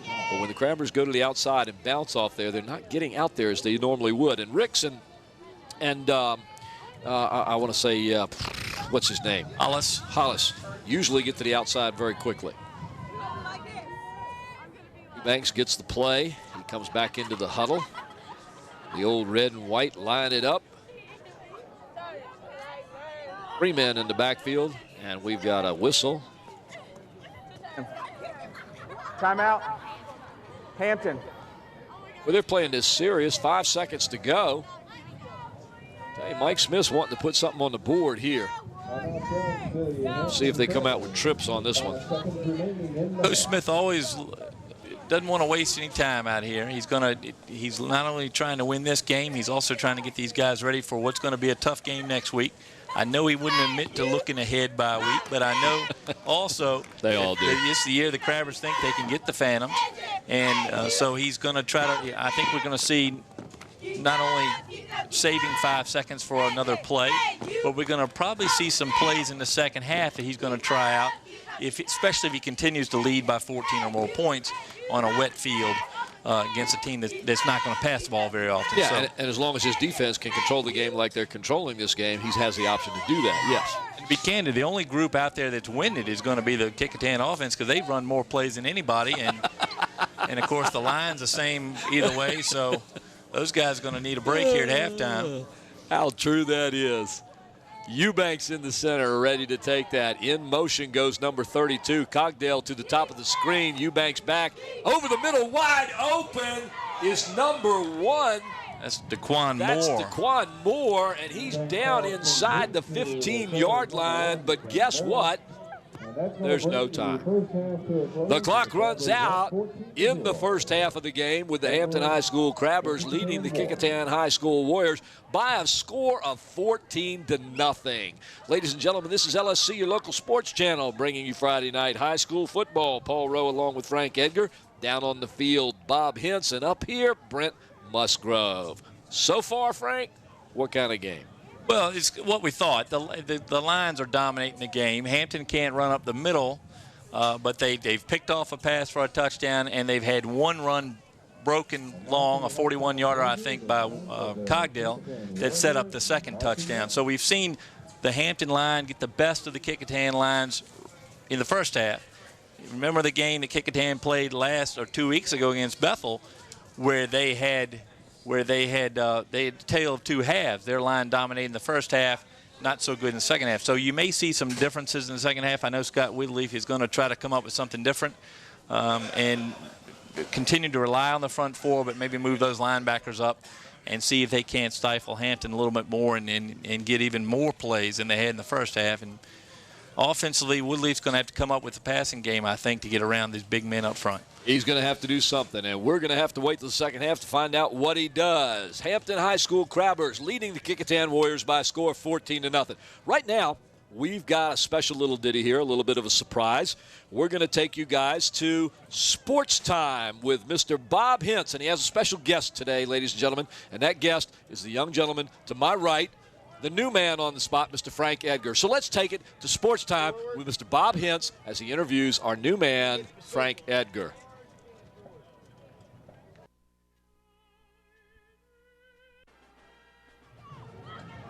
Welcome back, ladies and gentlemen, to Darling Stadium, where the Hampton High School Crabbers lead the Kecoughtan Warriors by a score of 14-0. Paul Rowe along with Frank Edgar here. Well, Frank, a neat first half. Let's take a look at some of the highlights from that first half and see how we got to where we are. A quick first half it was. Here's the first big play of the game. In the first series of Kecoughtan, Carrera drops back, tries to throw a pass over the right side. Dion Newsom steps up, picks it off, and nobody's going to catch him in open field like that, and it puts the Crabbers up. Here, Pope saves a fumble on the punt, kicks it down to Newsom, who then drops it. Terrence Ricks right on his tail and jumps on the ball, giving the Kecoughtan the ball. Here comes the big play of the half for the Hampton offense. Dallas Cogdell showing that not only the strength to get through the line, but the speed down the field, and only a great tackle there at the end saves a touchdown for the Warriors. And then finally the Hampton pitch out here to Dion Newsom. Newsom around the right side, and somehow from that position he gets over the end zone. You can see him just fall right over the G and ends up in the end zone. So pretty good half by the Crabbers on both sides of the ball. Not exactly what Scott Woodleaf wanted for his Warriors in the first half, and a very quick half as we're getting ready to go here. All right, and for that first half, the stats look like this. The Hampton Crabbers had 5 first downs compared to Kecoughtan's 3. The Crabbers attempted rushing 13 times for a total of 73 yards. The Warriors 21 rushes for 52 yards. Passing not too great here. Hampton 3 for 4 for 6 yards. Kecoughtan 0 for 2 with 1 interception. The passing yardage for Hampton was 46 yards. Kecoughtan, of course, had nothing. Hampton had 1 fumble and lost it. Kecoughtan did not. The only penalties were against the Warriors. There were 4 of them for 25 yards. Time of possession. This is what's really strange. Hampton, 6 minutes or 8 minutes. I can't read Brett's writing here. I'm sorry. What it is up on screen. 8 minutes and 45 seconds. The Warriors doubled that almost. 15 minutes and 15 seconds, but they just could not get the ball in the end zone. So that's what it looks like here as we head into the second half. The Crabbers are leading by a score of 14-0 by virtue of those 2 touchdowns by Newsom, who's been just a major force all over the field. Well, this second half is sponsored by Eric Thompson, the realtor. Contact Eric to buy or sell a home or property. Give Eric a call at 685-3127. Also sponsored, of course, by the Grey Goose Restaurant located on West Queensway in Hampton. Breakfast menu items include their famous toasted buttermilk biscuits, and for lunch, try the new smoked turkey panini. Follow the Grey Goose Restaurant on Facebook, the restaurant that is also a bakery. Today's game sponsored by Rico's Pizza, located at 55 West Mercury Boulevard in the Langley Square Shopping Center. Stop in after the game and pick up a pizza and one of the many menu items. Rico's Pizza is sure to hit the spot after you watch your hometown teams go head-to-head. Robert Kirby set to kick off. Newsom in the back. He'll take it at about the 15-yard line. Heads up the middle. Hit quickly. Looked like almost by his own man. Newsom will get it to the 23-yard line, where Hampton will take it 1st and 10 to start the second half here at Darling Stadium as you watch LSC live on Friday night, October the 28th, 2011. Second half sponsored, of course, by Coliseum Central. Coliseum Central located right in the heart of Hampton Roads between Armstead Avenue and Interstate 64. You can take care of all your shopping, dining, entertainment, medical, and business needs right here at Coliseum Central. Also want to mention Made Men Management. Hampton athletes use Made Men Management because it's the best sports agency in the best area for sports. Former football player Justin Russell is a certified sports agent giving you full-service sports management experience. Eubanks takes the center, hands it off, and the running back, and I'll catch his number in just a second here, it was it Cogdale? Like Number Williams. 32. No, it was Cogdale. Cogdale, and as soon as he gets the ball, he's hit by the Warriors for a loss of about 2 yards, bringing up 2nd and 12 for the Crabbers from their own 21-yard line. And that's the kind of defensive start that Scott Woodleaf wants to see from his front four. That was a nice play by the front four of the Warriors. Certainly earning their front page of the sports section article this week. They're playing very well. They're just not able to do it all. They need some help from the linebackers, and particularly Richie Staten, I was going to say, is going to have a good second half here. He's got to step up. Eubank brings him out of the huddle. 2 backs. He keeps it himself, goes over center, gets at least 2 yards. You know, that's something we hadn't seen from Eubank until the game against Warwick, where he actually ran the ball. And I think that time he tried to go right behind his center, Dante Wilson, picked up a couple yards, not quite what he was hoping for, but the front four seems to have a little fire in him. Here, you see Wilson handles his man, but not enough help on the right side. Eubank's a big boy. He is a big man, 6'3". One of the cheerleaders for the Kecoughtan Warriors. They're hoping her team can get something going here in the second half as they're behind the Crabbers 14-0. Shotgun spread into backfield. In motion is number 32, Cogdale, to the top of the screen. Eubanks back to pass. He's got one man open over the middle. He's got another one on the side, and it passes right through the arms of number 2, Jamel Brown. Jamel Brown had a burst of speed there right at the end, almost caught that ball. It looks like it was actually Newsom on the right side, Brown here on the left. Newsom still wearing those gloves that seem to not help him tonight. He's wide open. The ball lofted a little high, but it's going to drop right into his hands and then right to the ground. This first punt, I believe, for the Crabbers. It is that 4th down and long for the Crabbers. I think it's only their 3rd series on offense, I believe. You might be right. I think you might be right. This was the 3rd series. They're still warming up. Pope back deep. Short punt. Short, straight, bouncing. He'll take it at the 35 of Kecoughtan, and he is hit and rocked at the 35-yard line. Pushed back to the 30. Looks like they're going to mark it at about the 33. Nice tackle out there by the Crabbers. Chris Flood down there. Short drive punt that bounces a few times before Pope slips just as he grabs it. You know, we were talking to Bob Hintz at halftime about the slippage out there, and he said it appears that the players didn't get their centers of gravity down low enough. They were, I guess, anticipating a little tighter field. It took them a while. Bob, if you're down there, is the ground still wet in that area down there? Yeah, guys, it's wet, but the wind has picked up a little bit.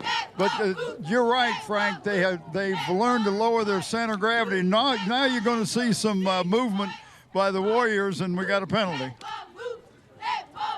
Well, they had that whole right side coming towards you, Bob. I saw you backing up. 5 yards, still 1st down. They're lucky they didn't get a 5-yard per man penalty on that. They'd be back in their own end zone. Everybody moving that time. That was something special, and out of the corner of my eye, I caught Bob Hintz just backing up as quickly as he could. Boom, boom, boom, boom, boom, getting out of the way. He thought they were coming for him.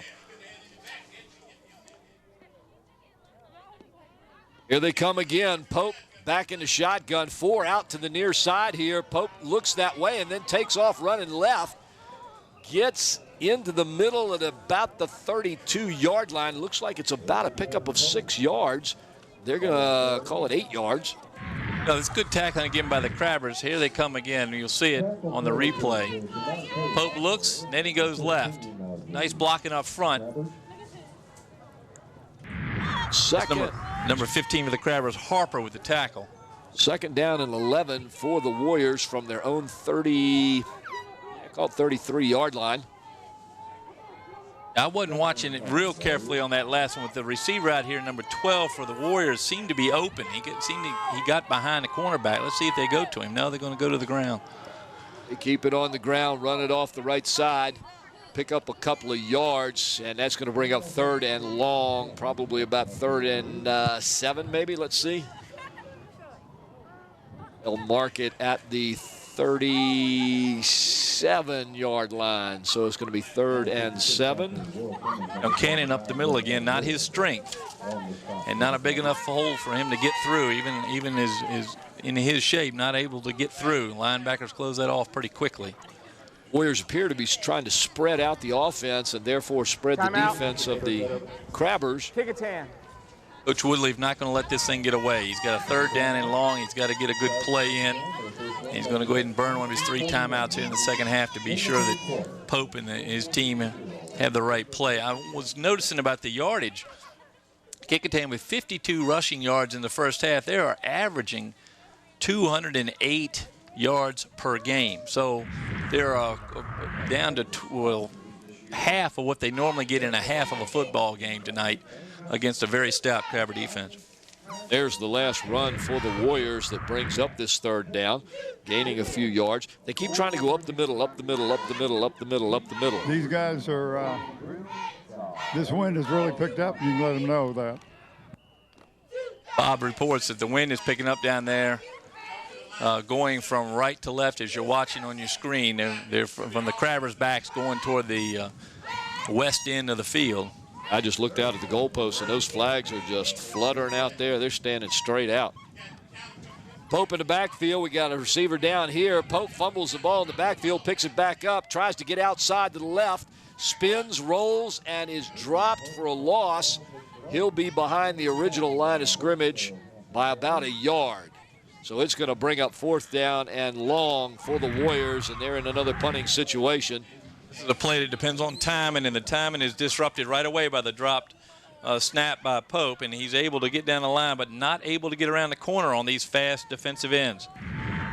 4th and 9 for the Warriors. Pope back to punt. Looks like Newsome back at about the 32-yard line. He's wearing his gloves. There's a drop there. Oh, man.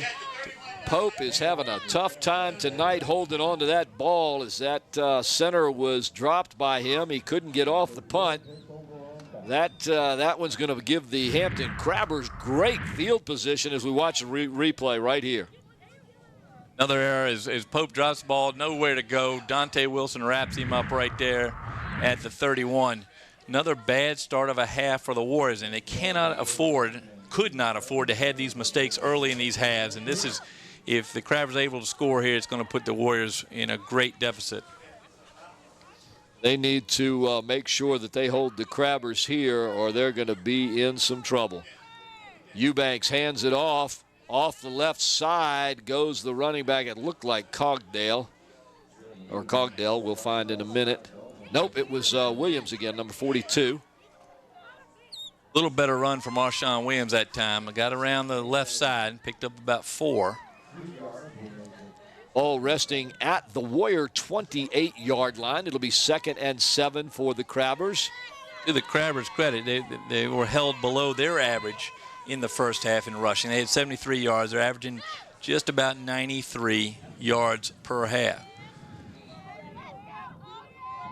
One receiver out to the top of the screen. Eubanks under center. 2 backs in the backfield. Eubanks with a quick pass knocked down by the Warriors. That could be considered a lateral as it was thrown backwards, but it was recovered by the Crabbers at the 34.5, 35-yard line. Like Devin Claiborne that time from his defensive tackle position. Claiborne, he's up quickly. A lot more elevation than you would expect out of the big man. But he sure got it that time. He's got right up there in the way. About hit him in the face mask. That's a close play. Yes, it is. And the Crabbers are fortunate enough to get it back. They put it at the 35-yard line of the Kecoughtan Warriors. That makes it 3rd and 15 for the Crabbers. Cogdale in the backfield along with Eubanks and Marshawn Williams. From the shotgun, Eubanks will take the snap. Cogdale goes in motion toward the top of your screen. Eubanks back to pass, looking downfield. He's rushed. He runs up straight through the pocket, trying to get back to the line of scrimmage. He'll get about to the 34-yard line, and that's going to bring up 4th down for the Crabbers and about 12. Pressure that time by Devin Claiborne and Richie Staten. You see the linebacker come up in the middle, put a little pressure on Eubank, force him out of the pocket. Susie Bowers out in the cold, wet, rainy weather doing a great job for us on the camera. Here comes Staten on the outside. Terrence Ricks there as well. So the line doing its job, putting pressure on Eubanks. The only way you're going to stop him is to get to him. Here's Mike Smith showing you the faith he has in his defense. 4th and 13 or 14, and they're going for it. Eubanks drops back, looks right, passes underneath. It's caught by, looks like Newsom number 5. And he is close to the first down. He might be a little shy. We'll see where they mark it. Good route by Newsom that time. Great pass from Eubanks. Here we're going to see it again. Eubanks just 2-step drop. Quick throw to the right side. Nice catch out there. Must have changed gloves. No problem holding on to that ball, but could not pick up the first down.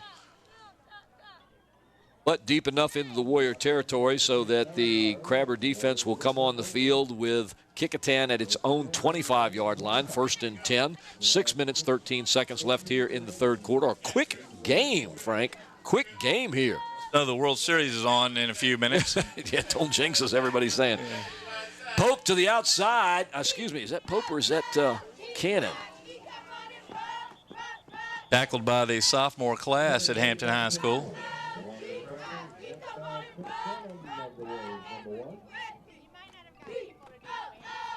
Looks like, was that Cannon on that one there, Trent?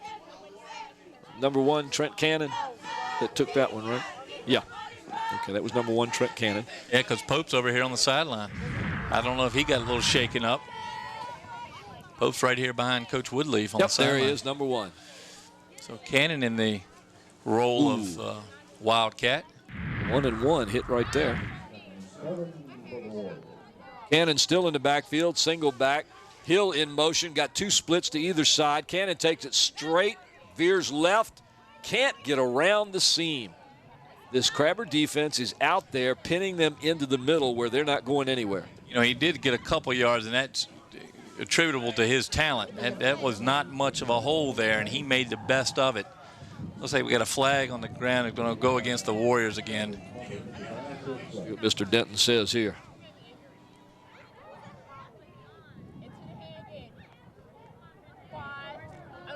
Discussion about whether Coach Smith is going to take the penalty or not. There've been 2 penalties called on the Warriors that the Crabbers declined tonight. There's no flag on the play. Kecoughtan did have 7 men on the line of scrimmage. All right, well, there you go.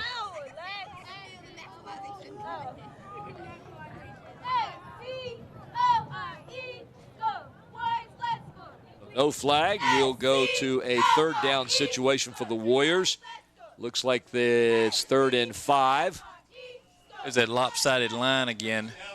Look at these 3 receivers down here tight to the near side. Pope gets it, pitches to Trent Cannon, who tries to come to that side where all those receivers were. I think that's Dante Wilson at the bottom of that pile. He fought off his block. Let's see. Was it Wilson? Or Troy Garrett. Could have been Troy Garrett. Let's see. One of those guys fought off their block. You'll see it right here on your right. Yeah, that looks like Garrett.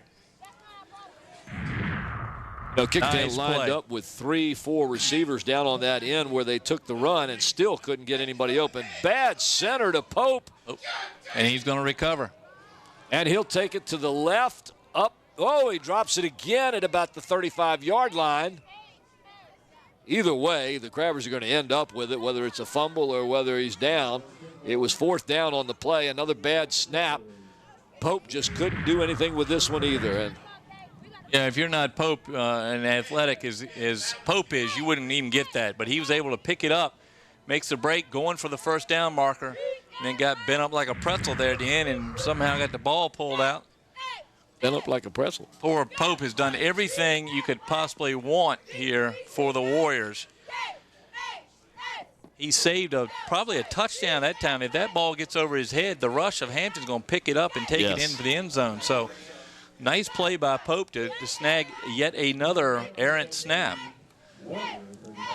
Out come the Crabbers with 2 receivers to each side. They get 4 wideouts. Eubanks in the backfield with Marshawn Williams. Gives it to Williams, who takes it up the middle. Gets stopped, splits a tackle, gets hit again, splits another one, and finally is hit again. This guy doesn't stop. Apparently.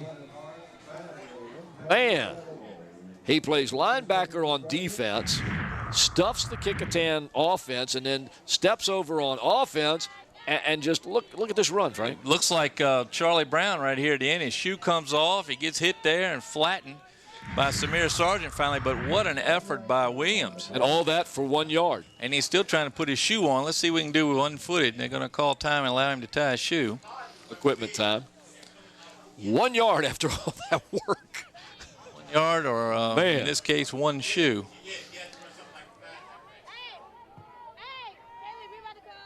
Surprised the Crabbers haven't opened it up more here, and we get late in the 3rd quarter. Eubank brings him out, gets up under center, 2 backs behind him. Williams the farther back. Eubanks rolls out to the right. He's got a man open, and he hits him at the 20-yard line, and he gets it down to the 15. And like that Moore. who was it? Daquan Moore. Nice pass. You'll see Moore roll. Everybody rolling right here. Moore comes out of the tight end spot and then rolls to the right, picks up the pass, and carries the tackler down a couple more yards. Nice play, nice pass from Eubank. Eubank dropped that one right in there. It was a beautiful pass. Eubank got a late start this year.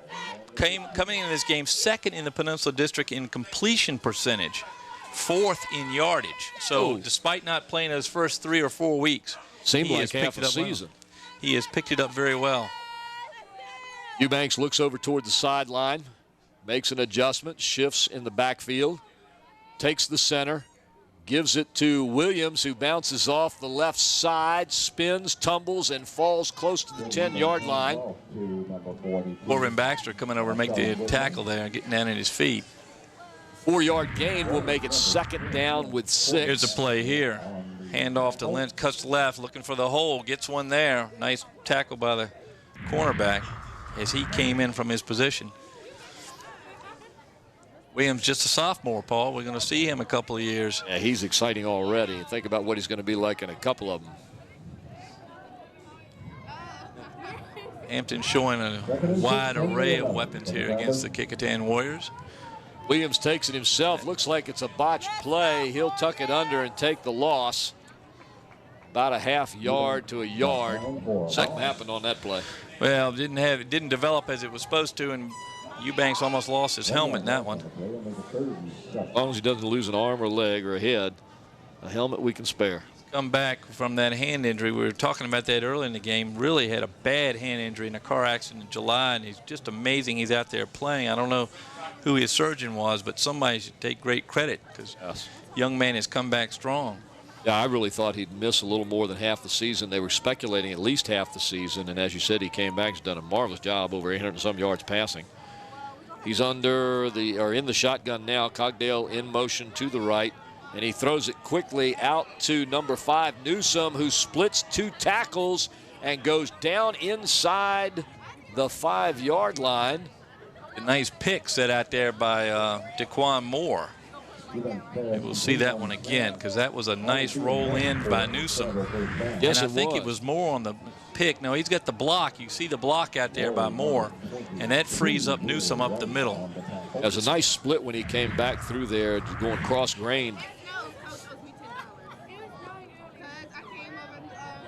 There's Jennifer from the print shop there in the blue. One of the friends of LSC. Valiant football fan and dedicated city employee, too. Be out here tonight. With the pitch to Marshawn Williams, and he is snapped back right at the line of scrimmage. Like Richie Staten met him right there. That's who it was. That was a hit, Frank. Get this replay, and that's Staten is a very strong linebacker. We haven't called his name a lot this year, not near as much we called it last year with the front 4 he has this year, but this is where he really shows some strength. Here's the play again to Newsome as he comes in from the wide receiver position and picks up all that yardage off a nice curl in. Nice route, nice block by Moore.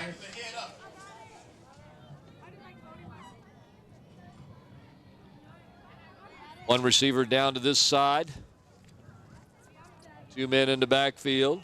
And we're going to have a timeout as Eubanks was looking toward the sideline. Hampton.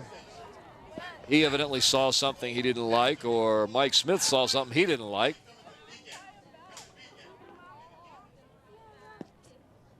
Bob, we got a timeout here, and I know you're cold out there, but how's it look from your perspective down there tonight? Well, I'll tell you one thing, I'm numb. But there's a lot of hitting going on, but he just tried to draw him off side again that time, and that's what Mike Smith does when you get down there and you get close and he tries to get you to jump off side and pick up a few yards, and then the quarterback looks over to the coach and calls a timeout. That's what they're trying to do.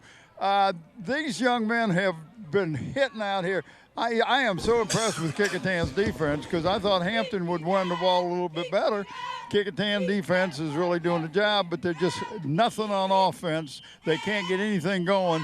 And a couple times they have dropped the ball. It's like the guy starts to run before he looks the ball into his hand. And you see that in the college and the pro ranks also.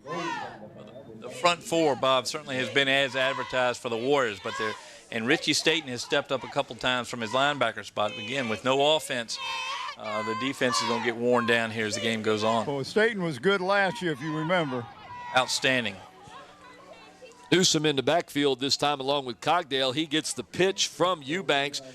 Same play they ran in the first quarter for the touchdown, only this time Kecoughtan does not let him get in. Well, fellas, if you'll notice what happens right down there here as we come to an end of the third quarter.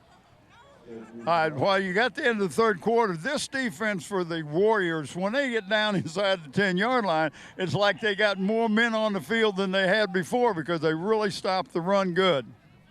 They're doing a great job of that tonight. There's the whistle, the end of the third quarter here at Darling Stadium, October the 28th, 2011, live on LSC, your local sports channel, as we see that last pitch to Newsom as he tries to repeat what he did in the first quarter and can't quite do it. As Bob said, that Kecoughtan defense really stepping up tonight and holding that Crabber offense. I want to mention some more of our sponsors of this game. Today's sponsor, Tidewater Team Sports, located on Canyon Boulevard in the Oyster Point section of Newport News. Tidewater Team Sports is your one-stop sports headquarters for screen printing, embroidery, uniforms, and apparel. Call 594-0411 and talk to Dave Chubb or Terry McNamara. Also want to mention Kaufman and Knowles, of course, with offices in Hampton and Cunningham Drive across from Peninsula Town Center, and in Newport News at City Center. Kaufman and Knowles, we can and we will. Today's fourth quarter sponsor, Park Lawn Wood Funeral Home, located at 2552 North Armstead Avenue. Funeral director there is Vernon Kruger. Mention also our sponsor, Eric Thompson, the realtor. Call Eric to buy or sell a home or property. Give Eric a call, 685-3127. Also want to mention tonight on this cold, wet, windy night at Darling Stadium, our great production crew here at LSC. On the cameras, Wube Gebre, Susan Bauer, Gene Wheeler, and Steve Fryer. Doing our graphics and animation, Andy Foley. Slow motion instant replay provided by Krista Campbell. The camera control operator, Renee Camden. Chief engineer, Don Schraus. Engineer Greg Lesko, the director, of course, Scotty Bowers. And, of course, I'm joined here with Paul Rowe, Brent Musgrove, Bob Hintz. Glad to bring you this game tonight on what is turning into a chilly Friday night here at Darling Stadium.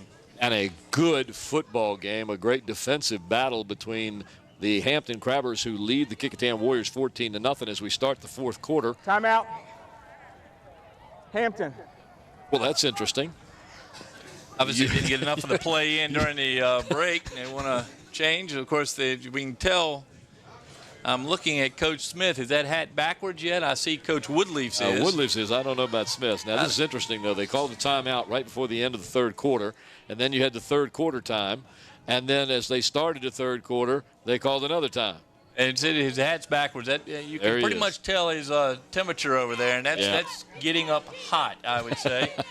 And to call the timeout, he's going to go out and explain in a nice way to his young men what he wants in the first play. Well, he's saying one thing and Woodley's saying another. I'm sure that Mike Smith is saying, get that ball in there. We're down inside the red zone. It's time for us to score. We've only got 14 points. Kecoughtan's playing good defense. We need to make every opportunity count. And, of course, Woodliff's saying, look, guys, we haven't got on the board. We need to get on the board. You need to get the ball back. You don't need to let them score again. We can't let this game get out of hand. You got to stop them so we can get the ball. And I'm sure he's pointing out that it's only 14-0. It's a two-score ball game right now. And we've seen enough ball games go very quickly in the fourth quarter. Eubanks under center. Cogdale, Williams behind him. It goes back. That's Eubanks with the ball, and he's under pressure by number 1 for the Warriors. He's going to be dropped for a sack back at the 15, 16-yard line. First strong rush we've seen, especially coming from the newly minted linebacker Trenton Cannon, who's playing linebacker tonight, getting the start. And that's a nice rush by him. Here he comes.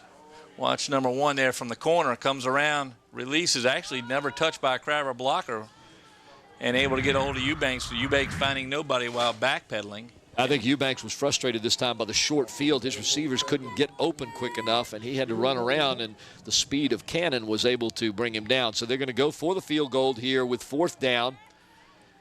And the kicker, of course, Curtis Stabe. He'll kick it from the 22. It'll be a 32-yard attempt. It's up, looks good from here, and it's no good. No good. Wide left.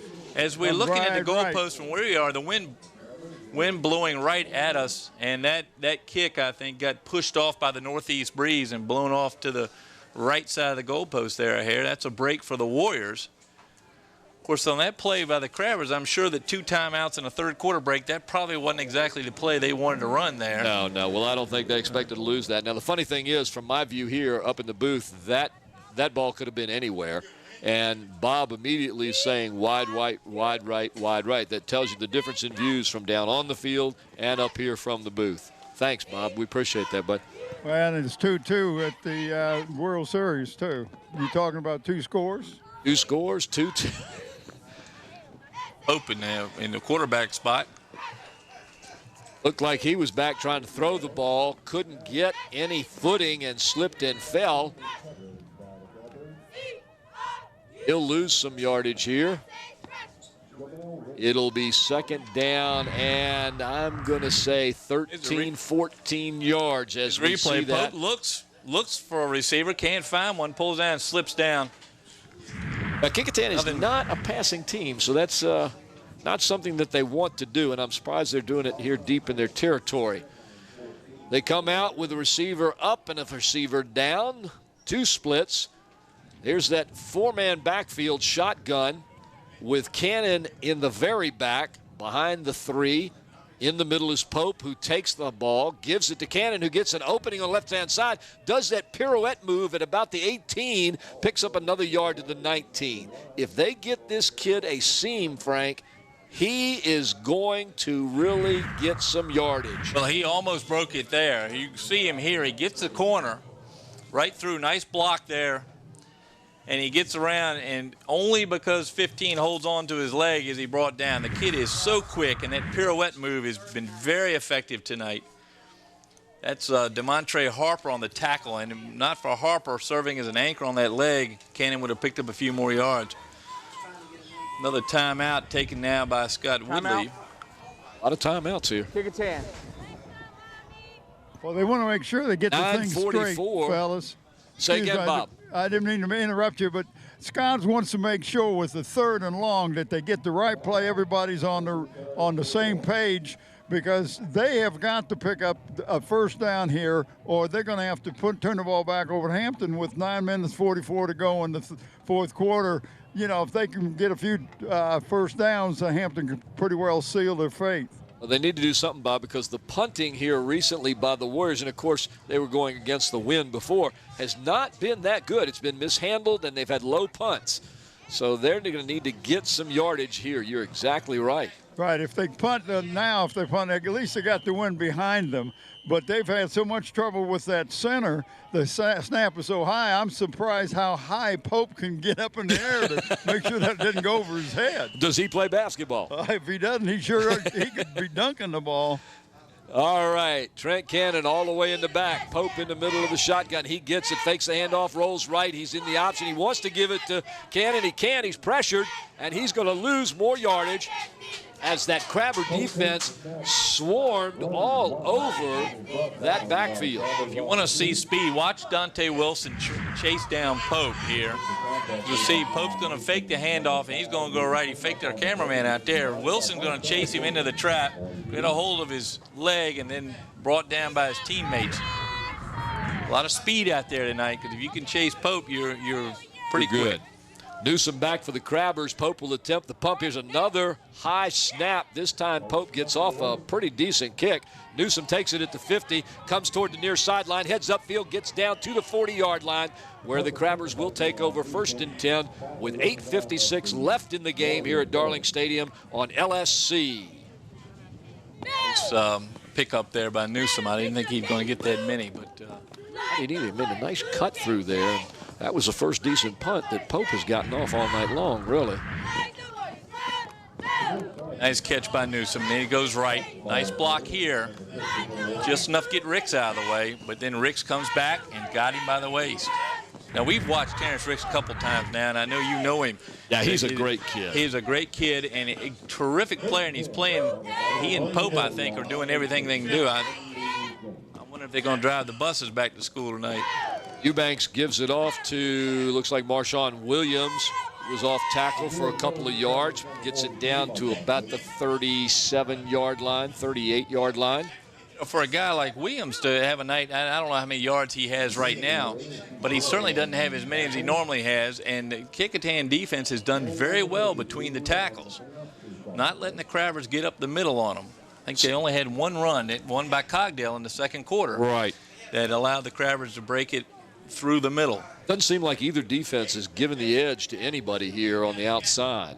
And I'm just surprised that the Crabbers haven't gone more to the air and see what they can do. They might do that. Edmonds keeps it himself after a fake to Marshawn Williams. He tries to stretch that ball out. And he is a tall kid. I think he got another, well, he's about 2 yards tall, so. 2 yards. He may He's have about, gotten what, 2 yards. 6'1", 6'2"? 6'3". 6'3". Big boy. That's a good size for a high school quarterback. Very good size. He'll get it to the 33-yard line, where it'll be 3rd down and 4 for the Crabbers. Fellas, I don't know if you saw that or not, but the play before last, when Williams run the ball, he helped his tackler up. How about that for sportsmanship? That's good. He better help his tackle up. Or did you say tackler? Tackler. Tackler, fellas. Edmonds hands off to Cogdale, who slips a tackle, breaks loose, cuts back toward the near side here, comes across the field, is dragged down finally by 3 Warriors as he gets inside the 15 to the 12-yard line. What a good run by Dallas Cogdale, and there's another one. Now, this happened in the first half. Where Dallas breaks the tackle of the line. There's 1, he's dropped. 2, he gets by. Now he's loose, and he's fast, changes hands with the ball. And then he decides he's going to try to run through him, which he very nearly does. Cannon doesn't help much by trying to pull the ball out. He's not going to get it out of Dallas Cogdale's hand. He's got to get on the leg. If you saw that time, that's the first time he's run the ball in a while, so he's got some fresh legs out there. Williams has been running for the most part, but you can see how strong Cogdale is. It's like they've switched him now with Williams in the fullback spot. There's the quarterback keeper by Eubank. He'll take that one for a couple of yards, get it inside. Get it inside the 10 or right to the 10. Eubanks is never going to be Michael Vick on the running of the football. However, he adds another dimension to this Crabber offense that we've seen develop starting with the Warwick game a couple of weeks ago, where the defense does have to stay home long enough to be sure he's handing that ball off. And he's got 2 good blockers up there in front of him, and as we said, he's a big young man at 6'3", and when he takes a couple of steps behind those blockers, he's going to pick up a couple of yards. Hey, and fellas, if there's any opening, he's gone. I talked to Mike Smith about him. He says he may not be the fastest guy, but he's pretty strong at 6'3". Exactly. There's the pitch to Cogdale. He fumbles it, and it looks like the Warriors have recovered it on the 13-yard line. That ball went right into Cogdale's hands, and he kind of just pitched it right forward. Almost like a volleyball play there, and he hands it to Cannon. Watch him. He bounces out of his hands, and I think Cannon picks it out of the air. He does. Yep. And lands on it. So my comment 2 tackles ago where Cannon was trying to pry it out of his hands, that time Dallas just gave it to him. And now the Warriors got a chance with 6 minutes left. They need 2 touchdowns. And folks, I don't want to be too dramatic, but this is their season. For the Warriors, they've had a very good season. They need this win to make the playoffs. Well, at 5-3, if they drop to 5-4, it's going to be tough to get the points to make that playoff. They're in Division 6, so it's a much tougher playoff race. It sure is. Pope with the snap, comes to the near side. He takes it himself. There's plenty of Crabbers out there. No place for him to go. The swarm is there. Do we have a loose ball? I think we've got a loose ball. Got a fumble. Who comes out of there? That's They pulled it right out of his Troy hand. Garrett.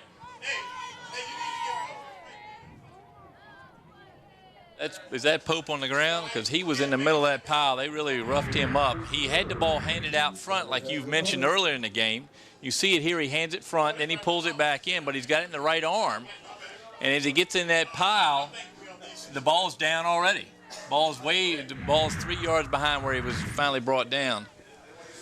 Bob, you've got a good view down there. Is that Pope on the ground? Well, I'll have to get a little closer because he's got his back. He's bent over. He took some hits, and they pulled that ball right out of his hands. He didn't have a chance. They stood him up and just took the ball right out of his hand, and that is Pope.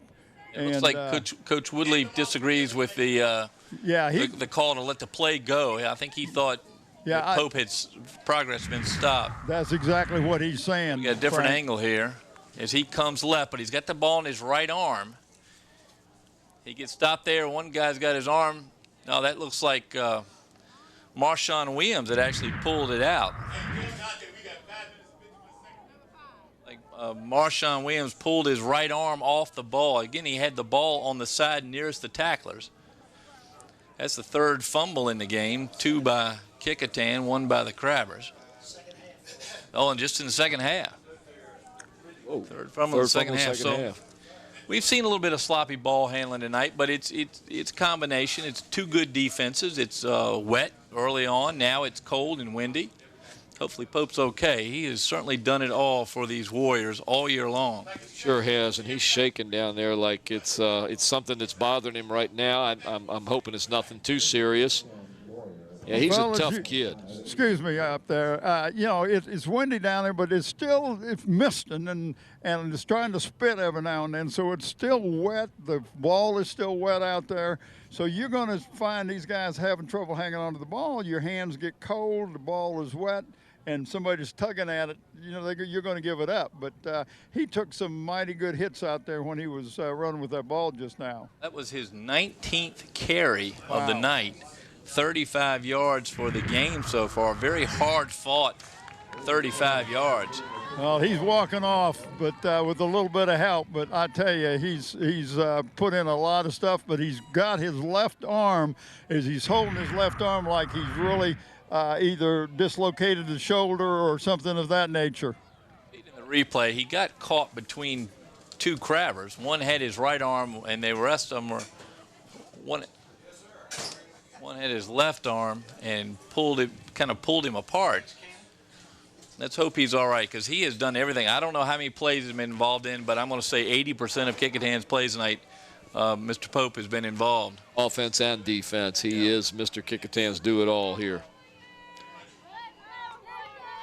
Well, Mr. Pope will get a little bit better, we hope. And in the meantime, the Crabbers, 1st and 10.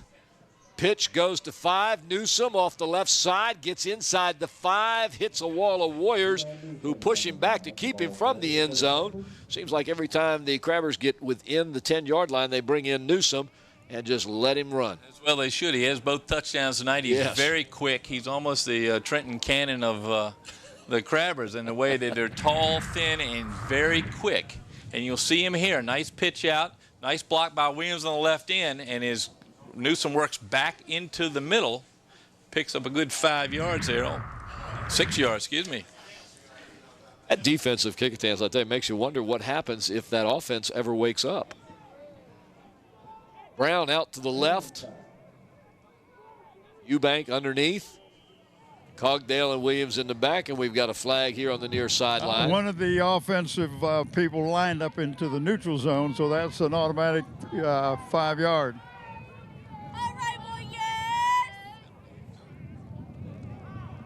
So Illegal procedure Lined up in the neutral zone on the offense. 5 yards, second down. Second down and 10. Well, that will set Coach Smith's hat a-spinning. Already has. Already has. Eubanks will take them back. Let's see if they go with the same play. Eubanks back. He's getting pressured, and he's going to get sacked at about the 20-yard line. He was looking to the left, and once again, I think the short field hampers the Crabber passing game. The receivers can't get open back there. I'll tell you, Paul, I think who hampered the Crabbers passing game is Richie Staten, and he's finally rushing. Watch him come out of the – there he comes, number 9, and he doesn't let anybody go once he gets them. Wow. Staten showing some of that flash we saw all last year. And this year, again, not that he hadn't played as well, but he's been a little bit overlooked due to the front 4. How'd you like that nice shot by our camera crew on that Beautiful play, getting shot. both those players coming in? There's some great camera people out here. Cold and a little wet, too. So. Yeah. Eubanks under center, takes it back, hands it to Marshawn Williams, who tries to take it through the middle.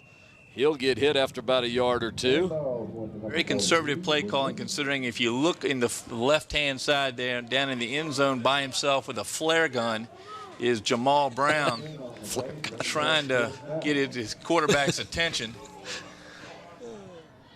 Speaking of getting attention, there is the Kecoughtan Warriors Warrior trying to get his team's attention to get them to get the ball back so they can try and get it in the end zone. Defensively, the Warriors have played superbly. They've given up 1 touchdown tonight. That's correct. The other one came on an interception by Newsom in the first series of downs for about a 51-yard touchdown. Other than that, defense has played tough. Timeout. Hampton. The Crabbers keep punching the middle, punching the middle, punching the middle. The only 2 times they've gotten anything are those 2 runs by Cogdell. Everybody seems to be pushing that timeout button. 3 minutes and 20 seconds here live at Darling Stadium, where the Hampton High School Crabbers lead the Kecoughtan Warriors by a score of 14-0. It's 4th down and 14 for the Crabbers. We'll probably see some sort of a field goal here, but we'll wait till the timeout's over to find out. That wind coming in right into his face, I don't think they're going to go with the field goal. He's going to try to pick up the first down. Well, actually, he can't fix up a first down. He'll have to get down inside the 5-yard line. Right. So. There was that fumble by Cogdell, who literally lateraled it to Trenton Cannon. And then here's the fumble by Pope. As you see, he's got the ball in the right hand. He turns, and there's Cogdell's got his left arm, pulls him across. The ball is actually, as you see in the pile, the ball's off screen to the left. It came out earlier. And then he was landed awkwardly. I hope it's not a serious injury to his arm or wrist. Me too, because he's just a nice young man, not just a good athlete. He's a nice young man, and he doesn't need to have something like this. The rain is picking up down here, fellas. Just saw it hit on the windows. I'm starting to melt. I'm melting. There we see Eubanks under center. He's going back to pass the ball on 4th and long, and he gets it into the end zone where it's intercepted by Cannon. Or was it dropped? He dropped it. Yeah, now Keith Hill with the rush that time. Normally the fullback comes from his linebacker spot. And you'll see him shoot through. There he comes and gets Eubank as he's letting the ball go. Not much there. That's probably the first bad pass that I've seen this young man Eubanks throw, and that was all because of the pressure. We got 7 penalties called tonight, 2 on Hampton for 10 yards, 5 on Kecoughtan for 30. Pretty clean ball game compared to what we've seen the rest of the year. Yes, it is. You have to often have a crew to get the yellow flags off the field at the end of the game, and tonight they've called a very good game. And Frank, as Kecoughtan lines up here now with Trenton Cannon back there, and he gets wrapped up real quick. Christopher Flood. There's Christopher Flood again. He's all over the place. Flood's an amazing player and doesn't get a lot of hype, but plays beautifully on defense. That time he dropped back, came through a separate hole in the line, and is able to catch Trenton Cannon. It's like catching a fish with your hands. Hey, fellas, don't forget you got to pick a coming player of the down. game. Yep, that's what I'm thinking right here. I've got one down here, which is a no-brainer. We need one more. Well, I'm kind of pulling for Staten on the defense for the Warriors, but that's just my opinion. But Newsom on the other side has played a good game. And, you know, you got to look at Cogdale, what he has done, running the ball.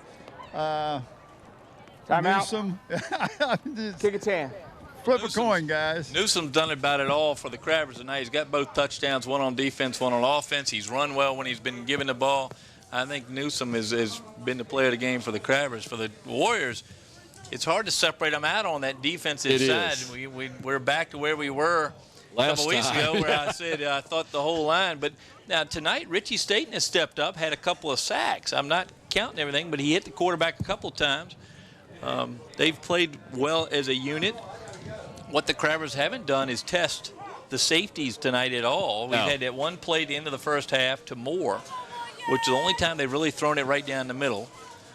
Just haven't seen a lot of offense from the Crabbers tonight. I mean, it's been a very fast game. It is now. Yes. We're not very far into this thing. It's got to be one Almost of the faster 9. games. Yeah, but that whole defense with Hollis and Sargent and Ricks and Claiborne have just been really good tonight. And even Cannon from his linebacker position has been all over the place, closing down the seam on the outside. So it's Mox Nix here for that defense, and I'm with you guys. It ought to be somebody on that defense. As the Warrior offense goes into motion and Cannon tries to get out to the seam, can't get there, can't turn, because that Crabber defense has been tough all night too. They have been. That line anchored by Dante Wilson has been tough tonight. Also, Troy Garrett's played a strong game for the Crabbers. Let's see who got him this time. There's Williams chasing the running back. He finally gets him and ends up with him. Marshawn Williams playing both ways tonight for the Crabbers. Rain really coming down now. Well, I'm pretty well sold on who the player is for Hampton. I'm just going to need somebody for Kecoughtan, guys. So, well, Devin Claiborne's played very well tonight. We've called his number a lot. We haven't called Rick's as much. Yeah, that shows you how effective the Crabber defense has been. We got a note to Trenton Cannon. Now, here comes Cannon now. Speaking of Cannon, there he is right up the middle. That's a few more yards. That's about 10 more to add to the 31 he had, so 16 carries for 41 yards. That's about a third of his – that is a third of his per-game average. Well, I'm going to go ahead, guys, and say that Dion Newsom is going to be our Hampton player of the game. And, Frank, I'm going to let you do the honors for Kecoughtan and put you on the spot there. Well, I've called the number all night, and that's it. I've talked about the front four, but I think Richie Staten tonight is going to be my selection. I like the way the linebackers played. He's added a dimension they didn't have even a couple weeks ago, and he had a couple of breakthroughs into the middle and got the quarterback. So I hate to once again tell the front four I can't choose amongst them, and I think they've been absolutely outstanding. I got to go with Staten tonight. He's added a dimension that the Warrior defense has not shown recently, and again, I think Staten is back to stay for these Warriors. So I would go with Richie Staten as the player of the game for the Warriors. Well, I concur on both of them, guys. I think that's both there of you them can a see good the selection. rain coming down there. Gannon trying to get some yardage here. Clock winding down with 34 seconds left in the game. The rain comes down on Kecoughtan's playoffs hopes as they suffer a loss here. Still with one game remaining, and you could have some losses on the south side. There's a couple schools that are just ahead of them, and maybe we get a couple losses out of them this week and next, and Kecoughtan will be back in it. Looks like the Warriors just basically are going to let this one run out as the clock goes down 9, 8, 7. They'll set it up, and here's the center. This is going to be the last play of the game. Cannon hands it off.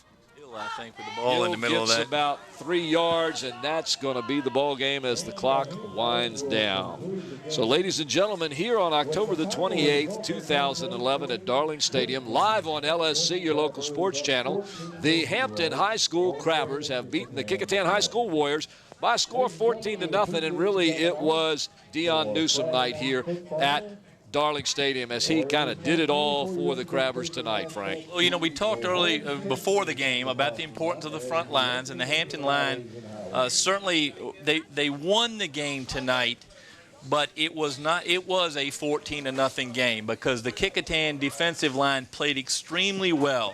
The offensive line could not budge the Crabbers. The Warriors just couldn't get anything on offense.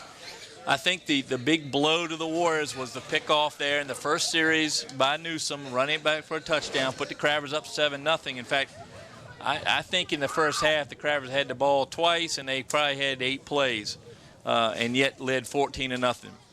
Second half has been more the same, a lot of good line play, good defenses both ways, but not much. What do you say, dude? And Brent just gave us a stat here. That last run was the first down in the second half for the Warriors, their last play of the game. Well, we've seen the Crabber defense get much stronger as the years go on, and as the year has gone on, and we saw it tonight. I thought the front 4 and the linebackers for the Crabbers played extremely well.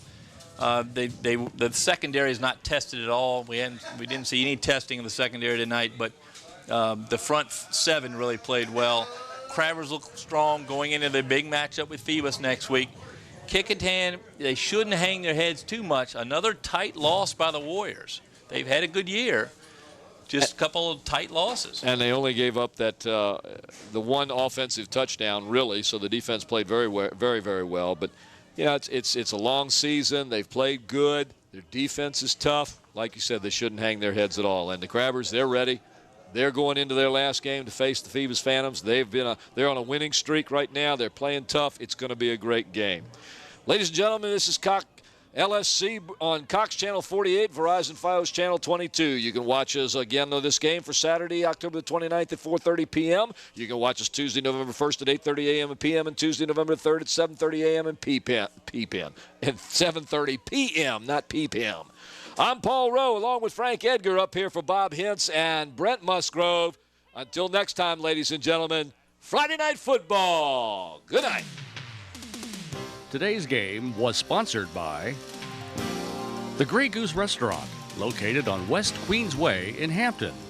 Enjoy the wide selection of breakfast and lunch dishes, sure to please your appetite. Follow the Grey Goose Restaurant on Facebook, the restaurant that's also a bakery.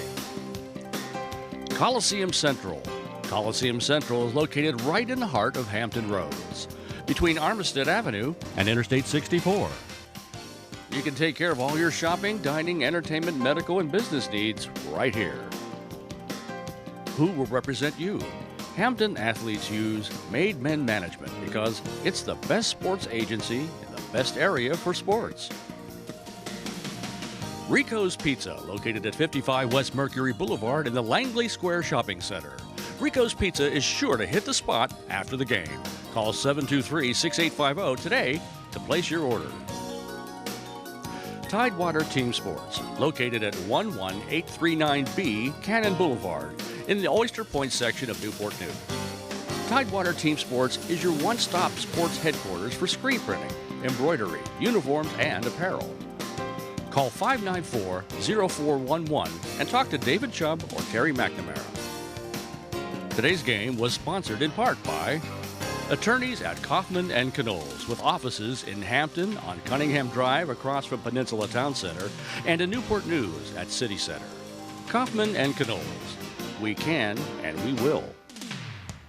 Park Lawn Wood Funeral Home, located at 2552 North Armistead Avenue. The funeral director is Vernon Kruger. Beach Hardware, located at 1951 East Pembroke Avenue in the Buckrow Shopping Center. Beach Hardware is your friendly local hardware store with everything you need to maintain your home inside and out. Eric Thompson, Realtor. Contact Eric to buy or sell a home or property. Give Eric a call at 685-3127 or email him at eric@findhrhomes.com.